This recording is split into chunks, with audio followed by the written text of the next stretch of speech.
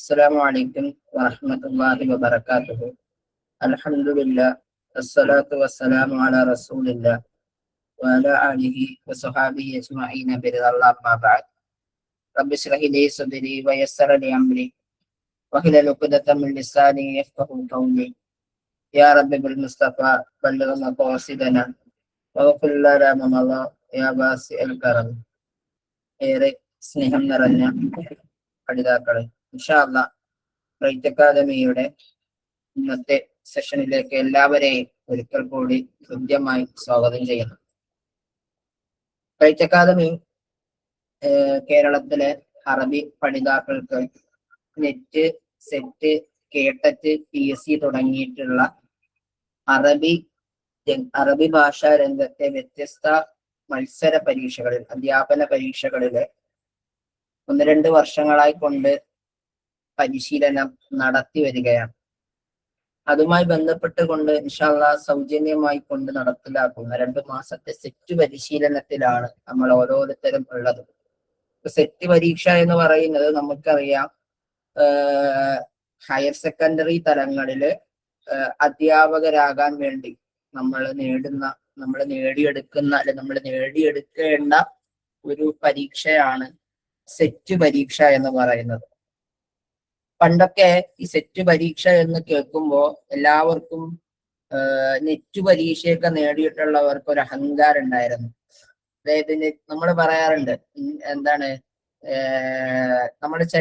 നമ്മളിപ്പം ഇലക്ഷനൊക്കെ കഴിഞ്ഞ് നിൽക്കുന്നത് കൊണ്ട് നമ്മൾ പറയും മലപ്പുറം പിടിച്ചാൽ കേരളം പിടിച്ചു എന്ന്. അതിപ്പോ തൃശ്ശൂര് പിടിച്ചാൽ കേരളം പിടിച്ചു എന്ന് പറയുന്ന ഒരു പഴഞ്ചൊല്ലുണ്ട് രാഷ്ട്രീയത്തില്. അതേപോലെ തന്നെ പല ജില്ലകളെ എടുത്ത് തന്നെ ഇന്ന പ്രദേശം നമ്മൾ കോൺസെൻട്രേറ്റ് ചെയ്ത് വർക്ക് ചെയ്ത് കഴിഞ്ഞാൽ നമുക്ക് ഇന്ന നേട്ടം ഉണ്ടാക്കാൻ പറ്റുന്നതാണ്.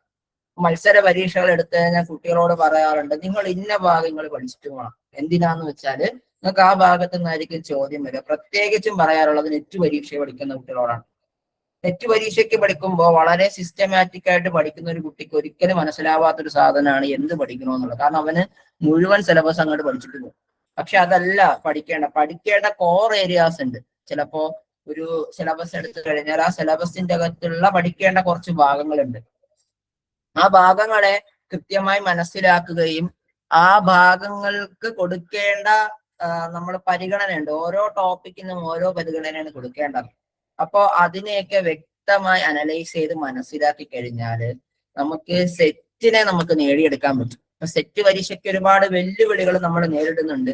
അത് എന്താണ് എന്നും എന്തുകൊണ്ട് എങ്ങനെ നമുക്കത് മാറ്റിയെടുക്കാമെന്നൊക്കെ നമ്മൾ ഇതിൽ പറഞ്ഞു വെക്കും.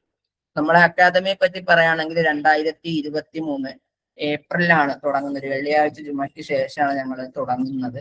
ആദ്യ കാലഘട്ടങ്ങളിൽ ഒരു കേട്ടറ്റുകാർക്ക് മാത്രമായിട്ട് തുടങ്ങിയിട്ടുള്ള കുറച്ച് കുട്ടികൾ മാത്രം, ഒരു ഏകദേശം ഒരു 10-25ഓളം കുട്ടികളായുമായിട്ടാണ് ഞങ്ങൾ ആദ്യത്തെ ബാച്ച് സ്റ്റാർട്ട് ചെയ്യുന്നത്. അള്ളാഹുവിന്റെ അനുഗ്രഹം കൊണ്ട് ആദ്യത്തെ 2 ബാച്ച് പൂർത്തിയാകുമ്പോൾ 100-100-ലധികം കേട്ടറ്റ് ഹോൾഡേഴ്സിനെ നമുക്ക് നേടിയെടുക്കാൻ കഴിഞ്ഞു എന്ന് മാത്രമല്ല, നിലവില് ഇൻഷാ അല്ലാഹ് ഇനി ഒരു റിസൾട്ട് വരുമ്പോഴത്തേക്ക് 200-ലധികം ഒരു അക്കാദമിക് കലണ്ടർ ഇയർ എന്ന് പറയുമ്പോൾ നിങ്ങൾക്കറിയാം, ഒരു 6 മാസമാണ് വരുന്നത് കേട്ടറ്റുകാർക്ക്. 200-ലധികം അല്ലെങ്കിൽ 150-ലധികം കേട്ടറ്റ് ഹോൾഡേഴ്സുമായി ഇൻഷാ അല്ലാഹ് റൈറ്റ് അക്കാദമി തിരിച്ച് അക്കാദമിക് ചരിത്രങ്ങളിൽ വീണ്ടും ഒരു ചരിത്രമായി മാറാൻ ഇങ്ങനെ തയ്യാറെടുത്ത് നോക്കുകയാണ്. അല്ലാഹു തആല തൗഫീഖ് ചെയ്യട്ടെ. അപ്പൊ ഇന്ന് നിലവില് കേട്ടറ്റിനും PSCക്കും നെറ്റിനും അതേ കൂടെ തന്നെ സെറ്റിനും ഒക്കെ ആയിട്ട് കൊണ്ട് ഞങ്ങള് ഇൻഷാ അല്ലാഹ് കോച്ചിങ് നടക്കുകയാണ്. ഇപ്പോ സെറ്റിന് 100% പൂർണ്ണമായിട്ടും ഫ്രീ ആയിട്ട് കൊടുക്കുന്നു. അതേപോലെ തന്നെ നെറ്റിനും ഇൻഷാ അല്ലാഹ് നമ്മൾ തുടങ്ങിയിട്ടുണ്ട് എന്നുള്ളതാണ്. ഓക്കെ, ഇതൊക്കെയാണ് ഞങ്ങളെ പറ്റിയിട്ട് ഒരു ജനറൽ ആയിട്ട് പറയാനുള്ളത്. ഓക്കെ, അത് മനസ്സിലായി. ജനറൽ ആയിട്ട് ബ്രൈറ്റ് അക്കാദമി എന്ത് എന്നതിനുള്ള ഉത്തരമാണ് ഈ പറഞ്ഞതൊക്കെ. ഇനി ബ്രൈറ്റ് അക്കാദമി നിങ്ങളടുത്ത് എങ്ങനെയായിരിക്കും എന്നുള്ളതും നിങ്ങളിൽ നിന്ന് എന്താണ് പ്രതീക്ഷിക്കുന്നത് എന്നുള്ളതും ആണ് ഇനി പറയാനുള്ളത്. നിങ്ങൾ മനസ്സിലാക്കേണ്ടത്, നമുക്ക് ക്ലാസ്സുകൾ തരുന്നതിൽ വളരെ വലിയ പരിമിതികളുണ്ട്. അതിന് 1-2 കാരണങ്ങൾ എന്ന് വെച്ചാല്, അധ്യാപകരുടെ ലഭ്യത കുറവാണ്. വെക്കേഷൻ ആയതുകൊണ്ട് ഒരുപാട് പേരും തിരക്കിലാണ് എന്ന് അറിയിച്ചിട്ടുണ്ട്. പല ക്ലാസ്സുകളും ഞാനും മറ്റു 2 അധ്യാപകരും ചേർന്ന് മാറി എടുക്കലാണ് പതിവ് ഉണ്ടാവുക. ഇൻഷാ അല്ലാഹ് എന്നാലും നമ്മളുടെ ഒരു ആഗ്രഹമാണ് കഴിയുന്നത്ര ലൈവ് PYQ ഡിസ്കഷനുകൾ നിങ്ങൾക്ക് നൽകണം എന്നുള്ളത്. എത്രത്തോളം എന്ന് വെച്ചാല് അറബിക്കിന്റെ മുഴുവൻ വിഷയങ്ങളിലെങ്കിലും നെഹ്റു ബലാഗ മാറ്റി നിർത്തി കഴിഞ്ഞാൽ മുഴുവൻ സാഹിത്യത്തിലെ എല്ലാ വിഷയത്തിലും കൃത്യമായിട്ടുള്ള PYQ ഡിസ്കഷൻ ക്ലാസ്സുകൾ നൽകണം എന്ന് ആഗ്രഹിക്കുന്നുണ്ട്. അല്ലാഹു തൗഫീഖ് ചെയ്യട്ടെ. അപ്പോ നമ്മുടെ ഒരു രീതി എന്ന് പറയുന്നത് ആക്ടിവിറ്റി ബേസ്ഡ് മൻജദ്ദ വജദ, ആര് പരിശ്രമിച്ചോ അവൻ വിജയിക്കും. വെക്കേഷൻ സമയമാണ്, വീട്ടിലെ ഒരു ഒഴിവ് കഴിവും പറഞ്ഞ് ഗ്രൂപ്പിൽ നിന്ന് മാറി നിൽക്കരുത്. ഇനി എന്നെ സംബന്ധിച്ചിടത്തോളം 1000 പേര് വന്നു കഴിഞ്ഞാലും 5 പേര് വന്നു കഴിഞ്ഞാലും ഒരാൾക്ക് സെറ്റാണ് കിട്ടുന്നതെങ്കിലും ഞാൻ പഠിപ്പിക്കും. ഒരാളെ പഠിപ്പിക്കാനുള്ളൂ എങ്കിൽ ഞാൻ പഠിപ്പിക്കും. എന്റെ ലക്ഷ്യം എന്റെ മുമ്പിലിരിക്കുന്ന കുട്ടി ഞാൻ പറയുന്ന രൂപത്തിൽ പഠിച്ച് കേട്ടറ്റ് അല്ലെങ്കിൽ നെറ്റ് അല്ലെങ്കിൽ സെറ്റ് അല്ലെങ്കിൽ PS എന്തായാലും നേടണമെന്നുള്ളതാണ്. ഓക്കെ, അത് എന്താണ് ഞങ്ങൾക്ക് കഴിയുമെന്ന് ഉറപ്പുള്ളത് കൊണ്ടാണ് ഞങ്ങൾ എന്ത് ചെയ്തത്, സെറ്റ് പരീക്ഷയ്ക്ക് വേണ്ടി നിങ്ങളെ പഠിപ്പിച്ചു തരാം എന്ന് പറഞ്ഞ് ഞങ്ങൾ നിങ്ങളെ വിളിച്ചത്. അപ്പൊ ഞങ്ങൾ പറയുന്ന കാര്യങ്ങൾ നിങ്ങൾ എന്ത് ചെയ്യണം, കേൾക്കണം. അപ്പൊ ആദ്യം നിങ്ങൾ ചെയ്യുന്നത് എന്താണ്, ഞങ്ങൾ പറയുന്ന ആക്ടിവിറ്റികൾ ഓരോ ദിവസവും ഗ്രൂപ്പ് ലീഡേഴ്സ് ഉണ്ട്, ടീം മെമ്പേഴ്സ് ഉണ്ട്, ബ്രൈറ്റ് അക്കാഡമിയുടെ ടീം മെമ്പേഴ്സ് ഉണ്ട്. അവർ നിങ്ങൾക്ക് ആക്ടിവിറ്റികൾ ഗ്രൂപ്പിൽ അയക്കും. ഞങ്ങളൊരു മാസ ടൈം ടേബിൾ ഒക്കെ ഞങ്ങൾ റെഡിയാക്കി വെച്ചിട്ടുണ്ട്. ഇൻഷാ അല്ലാഹ് നമുക്ക് അവസാനം ചർച്ച ചെയ്യാം. അപ്പോ അത് ആക്ടിവിറ്റി ഓറിയന്റഡ് ആയിട്ട് നമ്മുടെ ഗ്രൂപ്പുകൾ പോകും. പിന്നെ എപ്പോഴും നിങ്ങളെ കൂടി ബേസ് ചെയ്തുകൊണ്ടായിരിക്കും ഞങ്ങൾ കാര്യങ്ങൾ നോക്കുക. അതായത് സ്റ്റുഡന്റ് ഓറിയന്റഡ് ആണെന്ന് കൊണ്ട് ഉദ്ദേശിച്ചത് ആക്ടിവിറ്റി ചെയ്യേണ്ടത് ബ്രൈറ്റ് അക്കാദമിയിലെ അഡ്മിൻസ് അല്ല. എടുത്തു പറയുകയാണ്, ലിസ്റ്റ് ഇടുന്ന ആളല്ല ക്വസ്റ്റ്യൻ ചോദിക്കേണ്ടത്, ലിസ്റ്റ് ഇടുന്ന ആളല്ല നോട്ട് ഷെയർ ചെയ്യേണ്ടത്, ലിസ്റ്റ് എടുക്കേണ്ട ആളല്ല മറ്റൊന്നും ചെയ്യേണ്ടത് എന്നുള്ളതാണ്. ഇനി ഒന്നാമത്തെ നമ്മളൊരു പ്രവർത്തനം എന്ന് പറയുന്നത് ക്വസ്റ്റ്യൻ പേപ്പർ ഡിസ്കഷൻ തന്നെയാണ്. അത് എനിക്കൊരു ഓർമ്മയുണ്ട്. അതായത് ഞാന് കുട്ടികളോട് പറഞ്ഞിട്ടുണ്ട്, നിങ്ങൾ സെറ്റിന്റെ PYQ നിങ്ങൾ വായിക്കണം. അത് PSCക്കാര് കേട്ട് മടുത്തൊരു കാര്യമാണ്. ഈ സെറ്റിന്റെ PYQ നിങ്ങൾ വായിക്കണം. അതെന്തിനാണ് വായിക്കേണ്ടതെന്ന് വെച്ചാൽ അറബിക്ക് പ്രത്യേകിച്ചും വായിക്കണം. എന്താണ് കാരണം എന്ന് വെച്ച് കഴിഞ്ഞാല് ഒരു സെറ്റ് പരീക്ഷ കഴിയുമ്പോഴത്തേക്കും അതിന് തൊട്ട് മുമ്പുള്ള ഒരു 6 വർഷത്തെ ചോദ്യ പേപ്പറിന്റെ അകത്തുള്ള ചോദ്യങ്ങള് ഒരു 25-30 ചോദ്യങ്ങളായിട്ട് ഈ പേപ്പറിൽ ഉണ്ടാകും. പറഞ്ഞ മനസ്സിലായോ? അതായത് മുൻകഴിഞ്ഞ ചോദ്യ പേപ്പറിന്റെ അകത്തുള്ള ചോദ്യങ്ങളുടെ അതേ ചോദ്യങ്ങൾ തന്നെയാണ് പിന്നീട് ചോദ്യ പേപ്പറുകളിൽ പ്രതിഫലിക്കാറുള്ളത്. ചില സമയത്ത് അതിന്റെ രീതികൾ മാറുന്നു മാത്രമേ ഉള്ളൂ. ഉദാഹരണത്തിന് ഇപ്പൊ ഒരു പുസ്തകത്തിന്റെ പേര് താരിഖുൽ അദബുൽ അറബി എന്ന് പറയുന്ന ഒരു പുസ്തകം, അതിന്റെ അകത്ത് കാറൽ ബ്രോക്കൽമാൻ എന്ന് പറയുന്ന ഒരാൾക്ക് എഴുതിയിട്ടുണ്ട്. ഇത് ചോദ്യം ഇതാണ്, താരിഖുൽ അദബുൽ അറബി കിതാബുൻ അല്ലഫഹു. അപ്പൊ അതിന്റെ അകത്ത് ഈ നമുക്ക് അറബികളല്ലാത്ത അറബികൾ എഴുതിയിട്ടുള്ള താരിഖുൽ അദബുൽ അറബിയുടെ ഒക്കെ കൊടുക്കാതെ കുറെ ഓറിയന്റലിസ്റ്റഡ് ആയിട്ടുള്ള ആൾക്കാരുടെ പേര് കൊടുക്കും. അതിന്റെ അകത്ത് താരിഖുൽ അദബുൽ അറബി എന്ന ഗ്രന്ഥം രചിച്ചതാണെന്ന് നമുക്കറിയാൻ പറ്റും. കാറൽ ബ്രോക്കൽമാൻ. എപ്പോഴും ചോദിക്കുന്ന ഒരു ചോദ്യമാണ് കാറൽ ബ്രോക്കൽമാന്റെ ഈ പറയുന്ന താരിഖുൽ അദബുൽ അറബി. ഇനി മറ്റൊരു ചോദ്യം ഇങ്ങനെയായിരിക്കും, മുസ്തശ്രിക്കുൻ അൽമാനി, ഒരു ജർമ്മനിസ്റ്റ് ആയിട്ടുള്ള ഒരു ഓറിയന്റലിസ്റ്റ് ആണ്. അദ്ദേഹം അല്ലഫഹു കിതാബു ഫി താരിഖുൽ, അത് ഏതാണ് അദ്ദേഹം എഴുതിയ പുസ്തകത്തിന്റെ പേര്? അത് ഇങ്ങനെ തിരിച്ചു മറിച്ചിട്ടാണ് ഒരു ചോദ്യം ഉണ്ടാവുക. ഈ ഗ്രാമറൊക്കെ എടുത്തു കഴിഞ്ഞാൽ എന്തോരം ക്വസ്റ്റ്യൻ ആണ് നമുക്ക് പ്രീവിയസ് ഇയർ ചോദ്യങ്ങൾ ഇങ്ങനെ ആവർത്തിച്ച് വരുന്നതെന്ന് വെച്ചാൽ നമ്മൾ അത്ഭുതപ്പെട്ടു. അത്രയേറെ ചോദ്യങ്ങൾ. അത് ഉദാഹരണത്തിന് ഇപ്പൊ കാന വഹ്വാത്ത് ചോദിക്കുകയാണെങ്കിൽ കൂടിയും എന്ത് ചെയ്യാറുണ്ട്, ഒരുപാട് ചോദ്യങ്ങൾ റിപ്പീറ്റ് അടിച്ച് ചോദിക്കാറുണ്ട് എന്നുള്ളതാണ്. ഓക്കെ, ഇതാണ് നമ്മള് PYQs നമ്മൾ നിരന്തരം നിങ്ങൾ ദിവസവും വായിക്കണം. ഒരു ടാർഗറ്റ് ഞാൻ ഇന്ന് ഗ്രൂപ്പിൽ അയച്ചു തരും. ആ ടാർഗറ്റ് എല്ലാവരും നിങ്ങൾ പ്രിന്റ് എടുത്തിട്ട് എന്ത് ചെയ്യണം, നിർബന്ധമായും ടിക്ക് ചെയ്ത് വായിച്ചിട്ടുണ്ട് എന്നുള്ള നിങ്ങൾ ഉറപ്പുവരുത്തണം. ഇത് ഇത്രയും മനസ്സിലായോ? ഞാൻ ഈ പറഞ്ഞത് മനസ്സിലായോ? നമ്മൾ പറഞ്ഞു നമ്മുടെ അക്കാദമി എന്ന് പറയുന്നത്, പ്രത്യേകിച്ചും സെറ്റ് പരിശീലനം എന്ന് പറയുന്നത് ഒരു കൂട്ടായ പരിശീലനമാണ് സെറ്റ് പരിശീലനം കൊണ്ട് ഉദ്ദേശിക്കുന്നത്. അവിടെ വലിയവനെന്നോ ചെറിയവനെന്നോ ഒന്നും ഒരു എന്തില്ല, വേർതിരിവുണ്ടാവില്ല.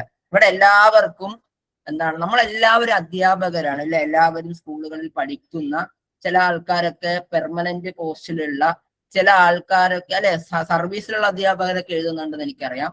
കാരണം അവർക്ക് ഇനി ഹയർ സെക്കൻഡറി തലങ്ങളിലേക്ക് പഠിപ്പിക്കണമെങ്കിൽ സെറ്റ് നിർബന്ധമാവുകയാണ്. നെറ്റ് ഉണ്ടെങ്കിൽ പോരാ, സെറ്റ് നിർബന്ധമാവുകയാണ്. അതുപോലെ തന്നെ ഇനി അങ്ങനെ പല പല വ്യത്യസ്ത അവസ്ഥകളിലാണ് നമ്മളിപ്പോ സെറ്റ് എഴുതാൻ നിർബന്ധമായത്. അപ്പൊ നമുക്ക് ഒരുപാട് കഴിവുകളുണ്ട്. ആ കഴിവുകളെ ഒരിക്കൽ കൂടി പരിപോഷിപ്പിക്കാനുള്ള ഒരു അവസരമായി കൂടി ഇതിനെ കണക്കാക്കണം. നമ്മുടെ സെറ്റ് സിലബസിൽ പറയപ്പെട്ട വ്യത്യസ്ത വിഷയങ്ങളിലുള്ള എന്താണ് നോട്ടുകൾ നിങ്ങൾ നിങ്ങളുടെ കയ്യിലുള്ളതും ഒക്കെ ആയിട്ട് എന്ത് ചെയ്യുക, മാക്സിമം മറ്റ് അക്കാദമിയുടെ ലോഗോയും മറ്റു കാര്യങ്ങളൊന്നും വരാതെ നിങ്ങൾ ടൈപ്പ് ചെയ്തുകൊണ്ടോ, ടൈപ്പ് ചെയ്യാനൊക്കെ വളരെ എളുപ്പമാണ്. ഇപ്പോൾ ഒരു പണിയുമില്ല.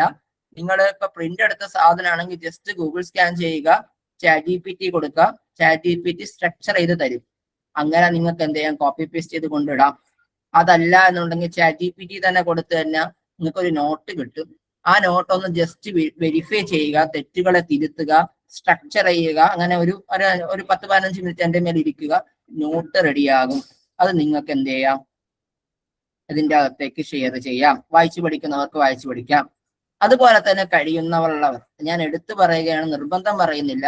കഴിയുമെന്നുണ്ടെങ്കിൽ ഞാൻ പഠിക്കുന്ന വിഷയം മറ്റൊരാൾക്ക് പറഞ്ഞു കൊടുക്കുന്നതിലൂടെ, ഇപ്പം മുമ്പ് ഫായിസ ടീച്ചർ വളരെ സിൻസിയറായിട്ട് വർക്ക് ചെയ്തിട്ടുള്ള ഒരാളാണ് ഫായിസ ടീച്ചർ. അതുപോലെ തന്നെ കുറെ പേരെ എനിക്ക് ഓർക്കാനുണ്ട്, നമ്മുടെ അൻസിയ ടീച്ചർ, അങ്ങനെ കുറെ പേര്. അവരൊക്കെ പഠിക്കുന്ന സമയത്ത് അവര് പഠിക്കുന്ന, പ്രത്യേകിച്ച് അൻസിയ ടീച്ചറൊക്കെ പഠിക്കുന്ന സമയത്ത് അൻസിയ ടീച്ചർ എന്ത് ചെയ്യാറ്, ബ്രൈറ്റിൽ എപ്പോഴും ക്ലാസ് എടുക്കുമായിരുന്നു.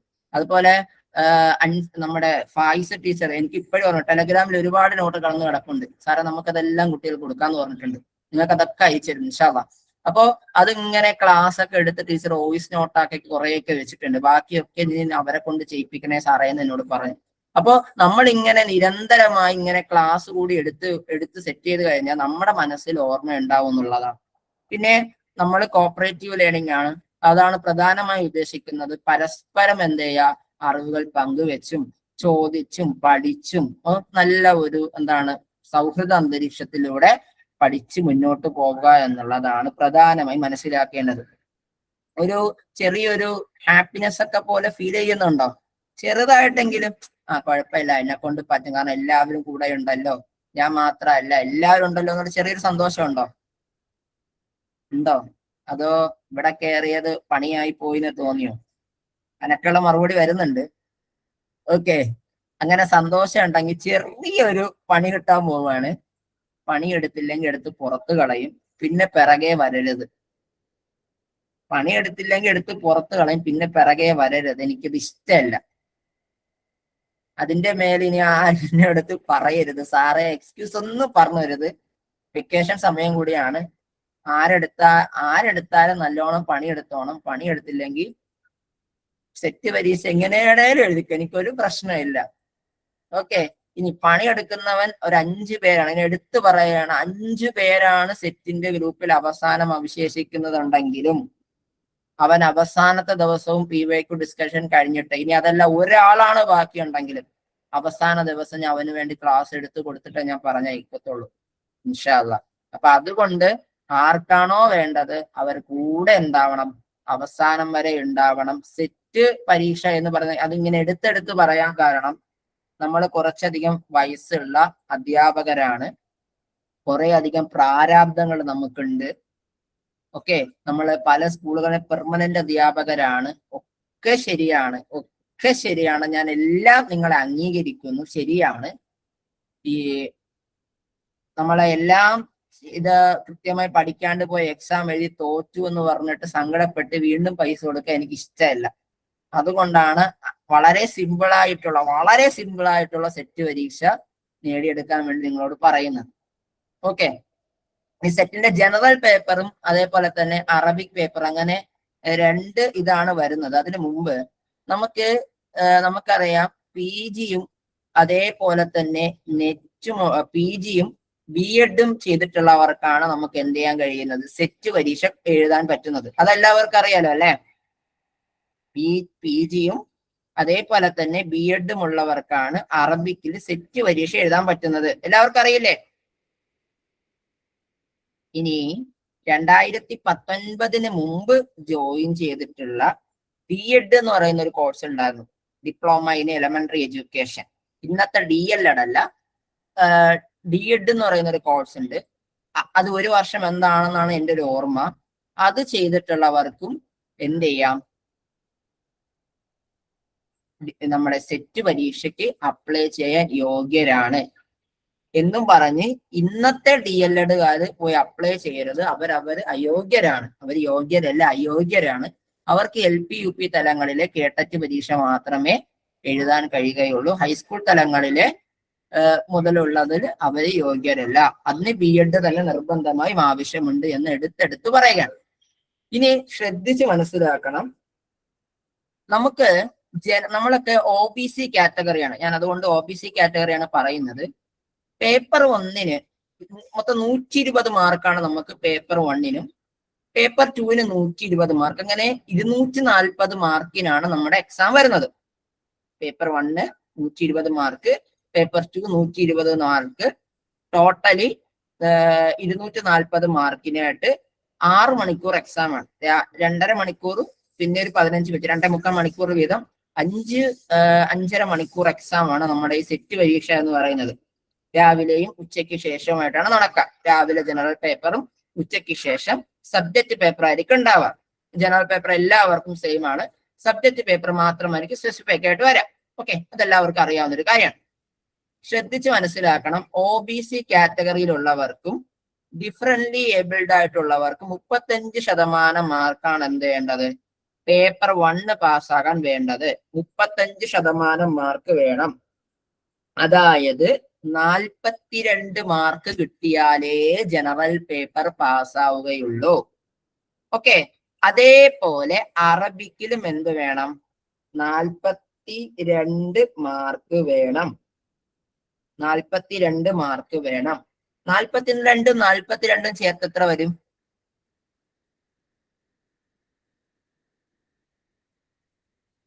42 ചേർത്ത് എത്ര കിട്ടും? 84 മാർക്ക് കിട്ടും. അപ്പൊ ഒരാൾക്ക് ജനറൽ പേപ്പർ 1 35% മാർക്ക് ഉണ്ട്, പേപ്പർ 2 35% മാർക്ക് ഉണ്ട്.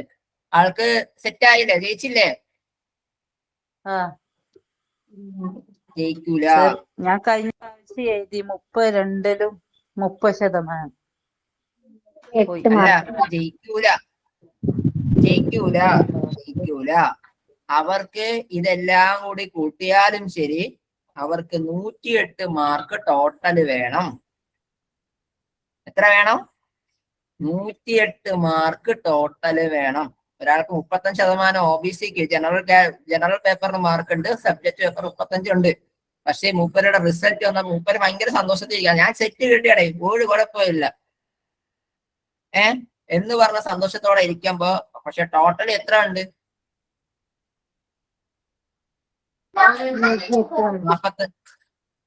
45 മാർക്ക് വേണം എന്നുള്ളത്. അപ്പൊ അത് ശ്രദ്ധിക്കണം. ഓക്കെ,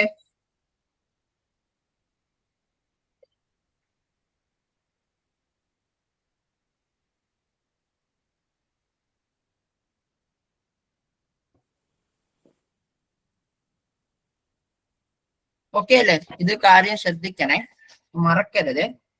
ഇനി ഞാൻ അറിഞ്ഞില്ല എന്നൊന്നും പറയരുത്. ഇനി ഞാൻ നമ്മുടെ സെറ്റിന്റെ ജനറൽ പേപ്പർ എന്തൊക്കെയാണ് നമുക്ക് പഠിക്കേണ്ടത് നമുക്ക് നോക്കാം. അപ്പൊ നമുക്ക് പ്രധാനമായിട്ട് ജനറൽ സയൻസ് വരുന്നുണ്ട്. അതിന്റെ അത് maths, statics, physics, chemistry, biology basics ആയിട്ട് 10ാം ക്ലാസ് വരെയുള്ള കാര്യങ്ങൾ ചോദിക്കാറുണ്ട്. ഈ സെക്കൻഡ് ടോപ്പിക് എന്ന് പറയുന്നത് ഹ്യൂമാനിറ്റീസ് ആണ്. അതിനകത്ത് ലിറ്ററേച്ചർ വരാറുണ്ട്, ആർട്ട് വരാറുണ്ട്, കൾച്ചർ വരാറുണ്ട്. കൾച്ചറിൽ തന്നെ ഇന്ത്യൻ കൾച്ചേഴ്സ് വരാറുണ്ട്, കേരള കൾച്ചർ വരാറുണ്ട്, കേരള പൊളിറ്റിക്സ് വരാറുണ്ട്, ഇന്ത്യൻ പൊളിറ്റിക്സിനെ കുറിച്ച് ചോദിക്കാറുണ്ട്, ജിയോഗ്രഫി ചോദിക്കാറുണ്ട്. അതേപോലെ തന്നെ ദേശീയ പ്രസ്ഥാനങ്ങളെ പറ്റി ചോദിക്കാറുണ്ട്, നാഷണൽ മൂവ്മെന്റ്സിനെ പറ്റി ചോദിക്കാറുണ്ട്. അതേപോലെ തന്നെ കേരള റീഫോം മൂവ്മെന്റുകളെ പറ്റി നമ്മൾ ഈ PSC സിലബസിലൊക്കെ പഠിച്ചിട്ടുള്ള PRDS-ഉം അതേപോലെ തന്നെ SNDP-യും ഒക്കെ പരീക്ഷയ്ക്ക് ചോദിച്ച് കാണാറുണ്ട്. അതേപോലെ തന്നെ കോംപ്രഹെൻഷൻ, ഞാൻ വളരെ ബേസിക്കലി പറയാണ്, നമ്മുടെ ഇംഗ്ലീഷില് കോംപ്രഹെൻഷൻ വരാറുണ്ട്.